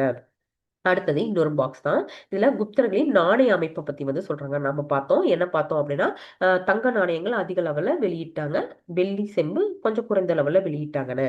இப்ப நாணய அமைப்பு முறைக்கு ஃபர்ஸ்ட் அந்த நாணய அமைப்பு முறையை அறிமுகப்படுத்தியவர் யாரு அப்படின்னு பாத்தீங்கன்னா நம்மளுக்கு சமுத்திரகுப்தரை தான் சொல்றாங்க. இவர் தான் என்ன பார்த்திருப்போம், 100 அரசர்களை வென்றவர், இந்தியன் நெப்போலியன் பார்த்திருப்போம். ஸோ அவரை தான் வந்து சொல்றாங்க. சரிங்களா, இவரு எதை பார்த்து இன்ஸ்பயர் ஆகி இந்த நாணயங்களை வெளியிட்டாரு அப்படின்னு பாத்தீங்கன்னா குஷனர்களின் நாணயங்கள், ஓகேங்களா, அதை இன்ஸ்பயர் ஆகி தான் வெளியிட்டிருக்காரு. சமுத்திரகுப்தர், அதாவது சமுத்திரகுப்தருக்கு உந்துதலை வந்து தந்ததா வந்து சொல்றாங்க இந்த குஷனர்களின் நாணயங்கள். சரிங்களா, அதுக்கப்புறம் குப்த பொற்காசை வந்து என்னன்ற பேர்ல அழைக்கிறாங்க அப்படின்னு பாத்தீங்கன்னா தினாரா அப்படின்ற பேர்ல வந்து அழைக்கிறாங்க. அதுக்கப்புறம் குப்தர்கள் வெளியிட்டு இந்த பொற்காசுகளை விட வெள்ளி செப்பு காசுகள் வந்து குறைவாகவே வெளிவந்ததா வந்து சொல்றாங்க. குப்தருக்கு அடுத்து வந்த காலத்துல வந்து பொற்காசுகளின் சுழற்சி வந்து கொஞ்சம் வீழ்ச்சி ஏற்பட்டிருக்கு. இது வந்து பேரரசனுடைய வளங்களின் வீழ்ச்சியை வந்து காட்டுது. ஓகேங்களா, நாம என்ன பார்த்தோம், தங்க நாணயம் நிறைய வெளியிட்டு இருக்காங்க, அது வந்து அவங்களோட வளர்ச்சி, அவங்களோட வளத்தை காமிக்குதுன்னு பார்த்தோம். இவங்க இன்னும் என்ன சொல்றாங்க, ஃபர்ஸ்ட் நிறைய வெளியே வந்துட்டு இருந்துச்சு, அதுக்கப்புறம் அதோட புழக்கம் வந்து கம்மியாச்சு, அந்த கம்மியானதை வந்து என்ன சொல்றாங்க, அந்த வளங்களோட வீழ்ச்சியை வந்து சுட்டி காட்டுறதா வந்து சொல்றாங்க. சரிங்களா, அடுத்து என்ன பாத்தீங்கன்னா உலோகவியல் பத்தி சொல்றாங்க. உலோகவியல் வந்து குப்தர் காலத்துல இந்த சுரங்கத் தொழில் அப்புறம் இந்த உலோகத் தொழில் ரெண்டுமே வந்து சிறப்பா இருந்ததா வந்து சொல்றாங்க. சரிங்களா, இப்போ ஒவ்வொன்றுக்கும் ஒவ்வொரு எடுத்துக்காட்டு வந்து கொடுத்திருப்பாங்க. இப்போ உலோகவியலுக்கு என்ன எடுத்துக்காட்டு சொல்றாங்க அப்படின்னு பாத்தீங்கன்னா நாம பார்த்தோம் இரும்பு தூண், என்ன மெக்ரோலி இரும்பு தூண் பார்த்தோம். 2ஆம் சந்திரகுப்தர் வந்து அதை கட்டியிருப்பாரு. அவரோட தாத்தாவான 1ஆம் சந்திரகுப்தரோட சிறப்புகள் வந்து அதுல இருக்குன்னு. அந்த மெக்ரோலி இரும்பு தூண் வந்து இன்னுமே இப்ப வரைக்குமே துருப்பிடிக்காம இருக்கான். அதை வந்து இவங்க உலோக தொழிலுக்கான சான்றா வந்து சொல்றாங்க. அது எங்க இருக்குன்னு பாத்தீங்கன்னா டெல்லியில உள்ள குதுப்னார் அந்த வளாகத்துல வந்து அந்த மெக்ரோலி அயன் தூண் வந்து இருக்கும். சரிங்களா, அடுத்து கீழே வந்து என்ன கொடுத்திருக்காங்க அப்படின்னு பாத்தீங்கன்னா குப்தர்களால் பயன்படுத்தப்பட்ட உலோகங்கள் சிலது வந்து கொடுத்திருக்காங்க. இரும்பு, தங்கம், தாமிரம், தகரம், ஈயம், பித்தளை, செம்பு, மணி வெண்கலம், அடுத்தது மைக்கா, மேங்கனீசு, அப்புறம் சிகப்பு சுண்ணாம்பு, இது எல்லாத்தையும் வந்து சொல்றாங்க. சரிங்களா, அடுத்து இதுதான் என்ன, இந்த பிக்சர் என்னன்னு பாத்தீங்கன்னா மெக்ருலி இரும்பு தூண். இதுல பொறிச்சிருக்கு பாத்தீங்களா, இதெல்லாமே 1ஆம் சந்திரகுப்தரோட சிறப்புகள். அடுத்து என்னன்னு பாத்தீங்கன்னா இவங்களோட சமூகம் பத்தி சொல்றாங்க. வர்ணாச்சார முறை வந்து இருந்திருக்கு, 4ஆ வந்து அந்த பிரிவு இருந்திருக்கு. சரிங்களா, அது இல்லாம தந்தை வழி சமூகமா வந்து இவங்க இருந்திருக்காங்க. அடுத்தது மனுவின் சட்டங்கள் அது வந்து நடைமுறையில இருந்ததாகவும், அதுக்கப்புறம் பெண்களோட நிலை எப்படி இருந்திருக்குன்னு பாத்தீங்கன்னா மனுவின் சட்டங்கள் படி பெண்கள் வந்து ஃபர்ஸ்ட் தந்தையிடமும், அடுத்து கணவனோட பாதுகாப்புலையும், கடைசியில மூத்த மகனின் பாதுகாப்பிலும் இருக்க வேண்டும் அப்படின்றத வந்து சொல்லியிருக்காங்க. சரிங்களா, அடுத்து பலதர மனம் பரவலாக இருந்ததா வந்து சொல்றாங்க. அதுக்கு ஒரு எடுத்துக்காட்டா என்னன்னா 2ஆம் சந்திரகுப்தருக்கு 2 மனைவிகள். ஓகேங்களா, அதுல ஒருத்தங்க பேர் என்ன குபேரநாகா அப்படின்றதும், இன்னொருத்தங்க பேரு துர்பாஷ்மினி அப்படின்றதும். சரிங்களா, அப்புறம் சதி எல்லாம் நடைமுறையில இருந்துச்சா அப்படின்னா சதி வந்து நடைமுறையில இருந்துச்சு. குப்தர் காலத்துல சதி நடைமுறையில இருந்துச்சு. சரிங்களா, அடுத்து அடிமை முறை பத்தி வந்து சொல்றாங்க. அடிமை முறை இருந்ததா அப்படின்னா அடிமை முறை இந்த மேலை நாடுகள்ல இருந்தது போல நிறுவனமாக இல்லை. அப்படின்னாலும் குப்தர் காலத்துல எப்படி இருந்திருக்கு, பல வகைப்பட்ட அடிமைகள் இருந்ததுக்கான சான்று வந்து நம்மளுக்கு கிடைச்சிருக்கு. அடுத்து இவங்களோட சமயம் பத்தி சொல்றாங்க. சமயம் அப்படின்னு பாத்தீங்கன்னா வேத சமயமும் வேத சடங்குகளும் புத்துயிர் பெற்றிருக்கு இந்த டைம்ல. சரிங்களா, அதுக்கான எடுத்துக்காட்டு தான் என்னன்னா இந்த அஸ்வமேத யாகம், குதிரைகளை பலியிடுறது யாரு பண்ணிருப்பா, சமுத்திரகுப்தர் வந்து பண்ணியிருப்பாரு. சரிங்களா, அது குப்தர் காலத்துல உருவ வழிபாடு தொடங்குச்சு அப்படின்றத சொல்றாங்க. இவங்கெல்லாம் வைணவர்கள் அப்படின்னு சொல்லி பார்த்தோம். வைணவம் சைவம் அப்படின்ற இரு பிரிவு இந்த டைம்ல தான் தோன்றினதாகவும் சொல்றாங்க. சரிங்களா, அடுத்து பௌத்தத்துக்கான 2 பிரிவான மகாயான ஹீனயானா அதுவும் வந்து இந்த டைம்ல தான் வந்து உருவானதா வந்து சொல்றாங்க. சரிங்களா, அடுத்து என்ன கலையும் கட்டிடக்கலையும் பத்தி வந்து சொல்றாங்க. கட்டுமான கோவில்கள் முதலா குப்தர் காலத்துல தான் வந்து கட்ட ஆரம்பிக்கிறாங்க. அதுக்கு முன்னாடி என்ன இருந்திருக்குன்னா பாறையை குடைந்து கட்டுற அந்த குடைவரை கோயில்கள் வந்து இருந்திருக்கும். சரிங்களா, அடுத்து வந்து நம்மளுக்கு என்ன சொல்றாங்கன்னு பாத்தீங்கன்னா கோயில்களின் அடுத்த கட்ட பரிணாம வளர்ச்சி இங்கதான் நடந்திருக்கு. பார்த்தோம், கட்டுமான கோவில்கள் இவங்க தான் ஃபர்ஸ்ட் கட்டியிருக்காங்க. கோபுரங்களோடு விரிவான செதுக்கு வேலைப்பாடுகள் அது கொண்ட கோவிலாகவும் வந்து கட்டியிருக்காங்க. சரிங்களா, அதுக்கு சில எடுத்துக்காட்டு தான் என்னன்னு பாத்தீங்கன்னா இந்த அஜந்தா எல்லோரா அப்படின்றது அது எந்த மாநிலத்துல இருக்குன்னா மகாராஷ்டிரா மாநிலத்துல இருக்கு. அதுக்கப்புறம் பாக் அப்படின்றது மத்திய பிரதேசத்திலயும், உதயகிரி அப்படின்றது ஒடிசாவிலையும் வந்து இருக்கு. சரிங்களா, இப்ப இந்த அஜந்தா எல்லோரா அப்படின்றது மகாராஷ்டிரா தான் அப்படின்றத நாம இப்ப ஞாபகம் வச்சுக்க போறோம். இப்ப அஜந்தா அஜந்தா ஓவியம் மாதிரி நிக்காத, பார்க்காத, அஜந்தா ஓவியம் பாரு, அஜந்தா ஓவியம் மாதிரி வரைஞ்சிருக்கியா, அந்த மாதிரி நம்ம நிறைய இடத்துல கேள்விப்பட்டிருப்போம். சரிங்களா? இப்ப அஜந்தா அப்படின்றது நல்லா ஃபேமஸான வேர்டா நம்மளுக்கு பார்த்தோன்னே வந்து தெரியிற வேர்டா வந்து இருக்கு. அதனால மகா ஃபேமஸ் அப்படின்ற மாதிரி நான் வச்சுக்கலாம். மகாராஷ்டிரா அதுலதான் என்ன இருக்கு, அஜந்தா எல்லோரா இருக்கு. எங்க இருக்கு? மகாராஷ்டிரால அஜந்தா எல்லோரா இருக்கு. இப்ப அடுத்து பாருங்க, பாக் அப்படின்றது மத்திய பிரதேசத்துல இருக்கு. இது எப்படி நாம வச்சுக்கலாம் அப்படின்னு பாத்தீங்கன்னா, பார்க்னா பார்க்கிங் பண்றது, பார்க் அப்படின்னு சொல்லி நாம வச்சுக்கலாம். மத்தியில நட்ட நடுல போய் பார்க் பண்றானே அப்படின்ற மாதிரி பார்க் அப்படின்றது எங்க இருக்கு, மத்தி அப்படின்னு சொல்லி நான் வச்சுக்கோங்க, மத்திய பிரதேசத்துல இருக்கு. அப்புறம் உதயகிரி எங்க இருக்குன்னா ஒடிசால இருக்கு. உதச்சிட்டு ஓடுறாங்க அப்படின்ற மாதிரி நான் வச்சுக்கலாம். இல்ல கிரின்னு முடிஞ்சிருக்கு. இதே மாதிரி இன்னொரு இடத்துல ரத்னகிரி அப்படின்னு வரும். இந்த கிரின்னு முடிகிறது எல்லாமே எங்க இருக்கு, ஒடிசாவில தான் இருக்கும். சரிங்களா? உதயகிரி அப்படின்றது எங்க இருக்கு, ஒடிசால இருக்கு. சரிங்களா? இதெல்லாமே அந்த எதுக்கு ஆன எடுத்துக்காட்டு அப்படின்னு பாத்தீங்கன்னா, பாறை குடைவரை குகைகள். ஓகேங்களா? அதுக்கான எடுத்துக்காட்டு. அடுத்து என்னன்னு பாத்தீங்கன்னா, குப்தர்களின் உலோக சிற்பம், அதை பத்தி தான் வந்து சொல்றாங்க. உலோக சிற்பத்துக்கு ரெண்டு எடுத்துக்காட்டு வந்து கொடுத்திருக்காங்க. ஒண்ணு என்னன்னா, நாலந்தா யூனிவர்சிட்டி நம்மளுக்கு நல்லா தெரியும். அதுல 18 அடி உயரம் உள்ள என்னன்னா புத்தரின் சிலை வந்து இருந்திருக்கு. சரிங்களா? இப்ப அடுத்தது ரெண்டாவது என்னன்னா, இந்த பேரை தான் நம்ம ஞாபகம் வச்சுக்கணும். ஏன்னா நாலந்தா நம்மளுக்கு நல்லா தெரியும். ரெண்டாவது என்ன அப்படின்னு பாத்தீங்கன்னா, சுல்தான் கஞ்ச் அப்படின்ற இடம். அங்க 7.5 அடி உயரம் உள்ள புத்தர் உலோக சிலை சிற்பம் வந்து இருக்கு. சரிங்களா? இது ரெண்டுமே வந்து இந்த உலோகத்துக்கான எடுத்துக்காட்டா வந்து சொல்றாங்க. இப்ப அங்க நாலந்தால 18 அடி புத்தர் சிலை, இங்க கஞ்சமா பண்ணியிருக்காங்க 7.5 அடியில அப்படின்னு நம்ம வச்சுக்கலாம். கஞ்சம் அப்படின்னு ஏன் சொல்றோம்னா, சுல்தான் கஞ்ச் அந்த பிளேஸ் பேரு. சரிங்களா? சுல்தான் கஞ்ச் அப்படின்ற இடத்துல 7.5 அடி உயரம் உள்ள புத்தர் சிலை வந்து இருக்கு. இப்ப அடுத்தது என்ன கொடுத்திருக்காங்க பாருங்கன்னா, அஜந்தா குகைகள், அஜந்தா குகை ஓவியங்கள், அப்புறம் குவாலியர் பாக் குகையில காணப்படும் ஓவியங்கள் ஆகும் அப்படின்றதையும் வந்து கொடுத்திருக்காங்க. என்ன சொல்றாங்க அப்படின்னா, குப்தர்களின் ஓவிய கலைகளுக்கு மிகச்சிறந்த எடுத்துக்காட்டுகள். மேல வந்து இந்த அஜந்தா எல்லோரா இது எல்லாத்தையும் வந்து குடைவரை குகைகளுக்கான எடுத்துக்காட்டா பார்த்தோம். இப்ப ஓவிய கலைக்கு மிகச்சிறந்த எடுத்துக்காட்டா மறுபடியும் என்ன சொல்றாங்க, அஜந்தா குகை ஓவியத்தை தான் வந்து சொல்றாங்க. மேல நம்ம மத்திய பிரதேசம் பார்த்த இந்த பாக் குகைகளை வந்து சொல்றாங்க. சரிங்களா? அடுத்தது பாதமி அப்படின்ற ஒண்ணும் கொடுத்திருப்பாங்க. எதுலன்னா 11th ஸ்டாண்டர்ட் புக்ல. சரிங்களா? அடுத்து இலக்கியம் பத்தி வந்து சொல்றாங்க. மக்களால் பேசப்பட்ட மொழி அப்படின்னு பாத்தீங்கன்னா, அந்த டைம்ல பிராகிருதம் தான் மக்களால் பேசப்பட்ட மொழியா இருந்திருக்கும். அதுவே அலுவலக மொழி அப்படின்னு பாத்தீங்கன்னா சமஸ்கிருதமா வந்து இருந்திருக்கும். சரிங்க? அடுத்தது அவர்களின் கல்வெட்டு அனைத்திலுமே வந்து இந்த சமஸ்கிருத மொழி தான் வந்து இருந்திருக்கும். ஓகேங்களா? குப்தர்கள் காலத்துல வந்து சமஸ்கிருத இலக்கணம் வந்து வளர்ச்சி பெற்று இருந்திருக்கும்.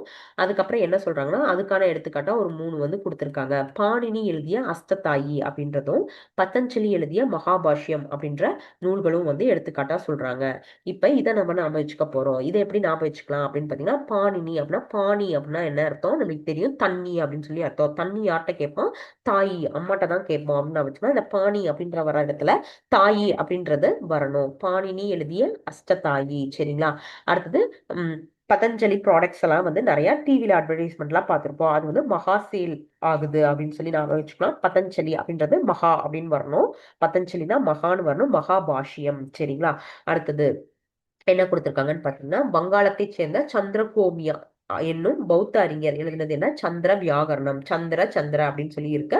சோ இது நம்ம அப்படியே ஞாபகம் வச்சுக்க முடியும், ஈஸியா ஞாபகம் வச்சுக்க முடியும். என்ன கொடுத்திருக்காங்க, சந்திரகோமியர். அது அவர் என்ன எழுதியிருக்காரு, சந்திர வியாகரணம் வந்து எழுதியிருக்காரு. அப்புறம் காளிதாசர் அந்த 9 ஜுவல்ஸ்லேயே பார்த்தோம், சமஸ்கிருத புலவர் அப்படின்ட்டு.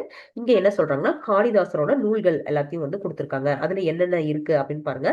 சகுந்தலம், விக்ரம ஊர்வசியம், மேகதூதம், ரகுவம்சம், குமார வம்சம், அப்புறம் ரிது சம்ஹாரம், இங்க மேல ஒண்ணு மாளவிக்க மித்ரம் அப்படின்றது. ஓகேங்களா? மொத்தமா 7 விஷயம் வந்து கொடுத்திருக்காங்க. இப்ப இந்த 7ஐயும் வந்து நம்ம ஞாபகம் வச்சுக்க போறோம். சரிங்களா? காளிதாசர் அப்படின்னு சொல்லி இருக்கு. இதுல வந்து என்னன்னா, மேகம் வழியா குமரர்கள் 2 பேரு தூது போறாங்க அப்படின்னு சொல்லி ஞாபகம் வச்சுக்கலாம். ஓகேங்களா? ஏன்னா மேக தூதம். ஓகேவா? மேகத்து வழியா தூது போறாங்க. குமரர், 2 குமரர் அப்படின்னு சொல்லி ஞாபகம் வச்சுக்கலாம். இப்ப மேகம் வந்துருச்சு நம்மளுக்கு. சோ குமரர் அப்படின்னா குமார சம்பவம் அப்படின்றத ஞாபகம் வச்சுக்கலாம். 2 பேரு அப்படின்றது 2 பேரும் ஆர்லயே நேம் வருது. என்னன்னா ரகுவம்சம், அப்புறம் ரிது சம்ஹாரம் அப்படின்றதும். சரிங்களா? இந்த நாளும் நம்மளுக்கு ஞாபகம் வந்துடும். ஓகேவா? அந்த தூது வந்து யாருக்கு அனுப்புறா அப்படின்னு பார்த்தா, விக்ரம்னு ஒருத்தர் மாளவிகாக்கு அனுப்புறாங்கன்னு நாம வச்சுக்கலாம். விக்ரம ஊர்வசியம் அப்படின்ற ஒரு நூல் இருக்கு. மாளவிக்க மித்ரம் அப்படின்ற ஒரு நூலும் இருக்கு. ஓகேங்களா? அப்புறம் அது வந்து யார்கிட்டயாவது இவங்க இவங்க கரெக்டா மாளவிகாட்ட தான் போய் சேரணும். ஓகேவா? அப்படி சப்போஸ் வேற யார்கிட்டயாவது போய் சேர்ந்துருச்சு அப்படின்னா நம்மளுக்கு சங்குன்னு நம்ம வச்சுக்கோங்க. சகுந்தலம் அப்படின்னு சொல்லி இருக்கு. ஓகேங்களா? என்னென்ன இது எல்லாம் என்னது, காளிதாசர் இயற்றிய நாடக நூல்கள் அப்படின்ற கீழே ஒரு 3ஐயும், அவருடைய ஏனைய சிறப்பு மிக்க நூல்கள் அப்படின்றதுக்கு கீழே ஒரு 4 விஷயத்தையும் வந்து கொடுத்துருக்காங்க. எது பாருங்க, சகுந்தலம், அந்த தூது அப்படின்னு நம்ம சொன்ன அந்த மேகதூதம் ஒண்ணு, யார் யாருக்கும் தூது, மாளவிகாக்கும் விக்ரமுக்கும் அப்படின்னு சொல்லி நான் வச்சுக்கோங்க. மாளவிக மித்ரம் அப்படின்றதும், விக்ரம ஊர்வசியம் அப்படின்றதும், தூது வந்து சின்ன பையன் ஒருத்தன் அப்படின்னு நான் வச்சுக்கோங்க. குமரர் தான் கொண்டு போறாரு, குமர சம்பவம். ஓகேங்களா. அப்புறம் 6 எழுத்துல ஆரம்பிக்கிற 2 பசங்க நான் வச்சுக்கலாம். ரகுவம்சம், ரிது சம்ஹாரம் அப்படின்றதும், இதெல்லாமே வந்து காளிதாசரோட சிறப்பான நூல்கள். சரிங்களா. இப்ப அடுத்தது என்ன அப்படின்னு பாத்தீங்கன்னா, இவங்களோட டைம்ல கணிதம், வானவியல், மருத்துவம் இதெல்லாமே சிறப்பாக இருந்துச்சுன்னு நம்ம இன்ட்ரடக்ஷன் பார்த்தப்பவே பார்த்தோம். சரிங்களா. இப்ப இங்க என்ன சொல்றாங்கன்னா, பூஜ்ஜியத்தின் கண்டுபிடிப்பு இவங்க டைம்ல தான் நடந்திருக்கு. அதுக்கப்புறம் தசம எண் முறை, அதுவும் வந்து குப்தர்களோட நவீன உலகிற்கு குப்தர்கள் விட்டு சென்ற விஷயமா வந்து சொல்றாங்க. அடுத்தது ஆரியபட்டர், வராகமிகிர, பிரம்மகுப்தர், இவங்க எல்லாருமே இந்த காலப்பகுதியை சேர்ந்த மிக முக்கிய கணிதவியல், வானவியல் அறிஞர்களா வந்து அறியப்படுறாங்க. அடுத்து ஆரியபட்டர் தனது நூலான, ஆரியபட்டரோட நூல் என்ன, ஒண்ணு ஆரியபட்டியம் அப்படின்னு சொல்லி பார்ப்போம். இங்க என்ன இருக்குன்னா, சூரிய சித்தாந்தா அப்படின்ற நூலையும் வந்து கொடுத்திருக்காங்க. இந்த நூல்ல என்ன சொல்லியிருப்பாங்கன்னா, சூரிய சந்திர கிரகணங்களுக்கான உண்மை காரணங்கள் வந்து கொடுத்திருப்பாங்க. சரிங்களா. அப்புறம் பூமி தனது அச்சில் சுழல்கிறது என்னும் உண்மையை அறிவித்த முதல் இந்திய வானவியல் ஆய்வாளர் வந்து யாருன்னா இவர்தான். சரிங்களா. இவர் யாரு, ஆரியபட்டர் அப்படின்றவரு. சரிங்களா. அடுத்து மருத்துவத்துறையில புகழ்பெற்ற அறிஞர்கள் யாருன்னு பார்த்தோம்னா, ஏற்கனவே இந்த 9 12 பார்க்கப்பவே பார்த்திருப்போம், தனவந்திரி மருத்துவர் அப்படின்னு சொல்லிட்டு. அது மட்டும் இல்லாம இன்னும் என்ன நேம் கொடுத்திருக்காங்க அப்படின்னு பாத்தீங்கன்னா, சரகர் ஒரு மருத்துவ அறிவியல் அறிஞர். ஓகேவா. மருத்துவ அறிஞர் என்ன பண்ணுவாரு, சரக்குன்னு ஈஸியா ஆபரேஷன் கட் பண்ணி பண்ணிடுவாரு, சரக்குன்னு கட் பண்ணி பண்ணிடுவாருன்னு வச்சுக்கலாம். சரகர் அப்படின்றவர் மருத்துவ அறிஞர். அதுவே சுஷ்ருதர் அப்படின்றவர் என்ன, அறுவை சிகிச்சை செயல்முறை பற்றிய விளக்கிய முதல் இந்தியர் இவரே. ஓகேவா. அறுவை சிகிச்சை பற்றி விளக்கிய முதல் இந்தியர் யாரு, சுஸ்ருதர். இப்ப நாம போய் ஒரு அறுவை சிகிச்சை பண்ணிட்டு வரோம் அப்படின்னா, சுருக்குன்னு வலிக்கும் அப்படின்னு சொல்லி நான் வச்சுக்கலாம். சுஸ்ருதர் யாரு, அறுவை சிகிச்சை, சுஸ்ருதன் வந்து அறுவை சிகிச்சைன்னு வரணும் அப்படின்னு சொல்லி ஞாபகம் வச்சுக்கலாம். ஓகேங்களா. இதோட 6th ஸ்டாண்டர்ட் நம்மளுக்கு குப்தர்கள் இதோட முடியுது. சரிங்களா. அதுக்கப்புறம் 11th ஸ்டாண்டர்ட்ல இன்னுமே டீட்டெயிலா குப்தர்கள் பத்தி கொடுத்திருப்பாங்க. ஸோ அந்த இடத்துல பார்க்கலாம். இந்த வீடியோ இதோட முடியுது. நன்றி.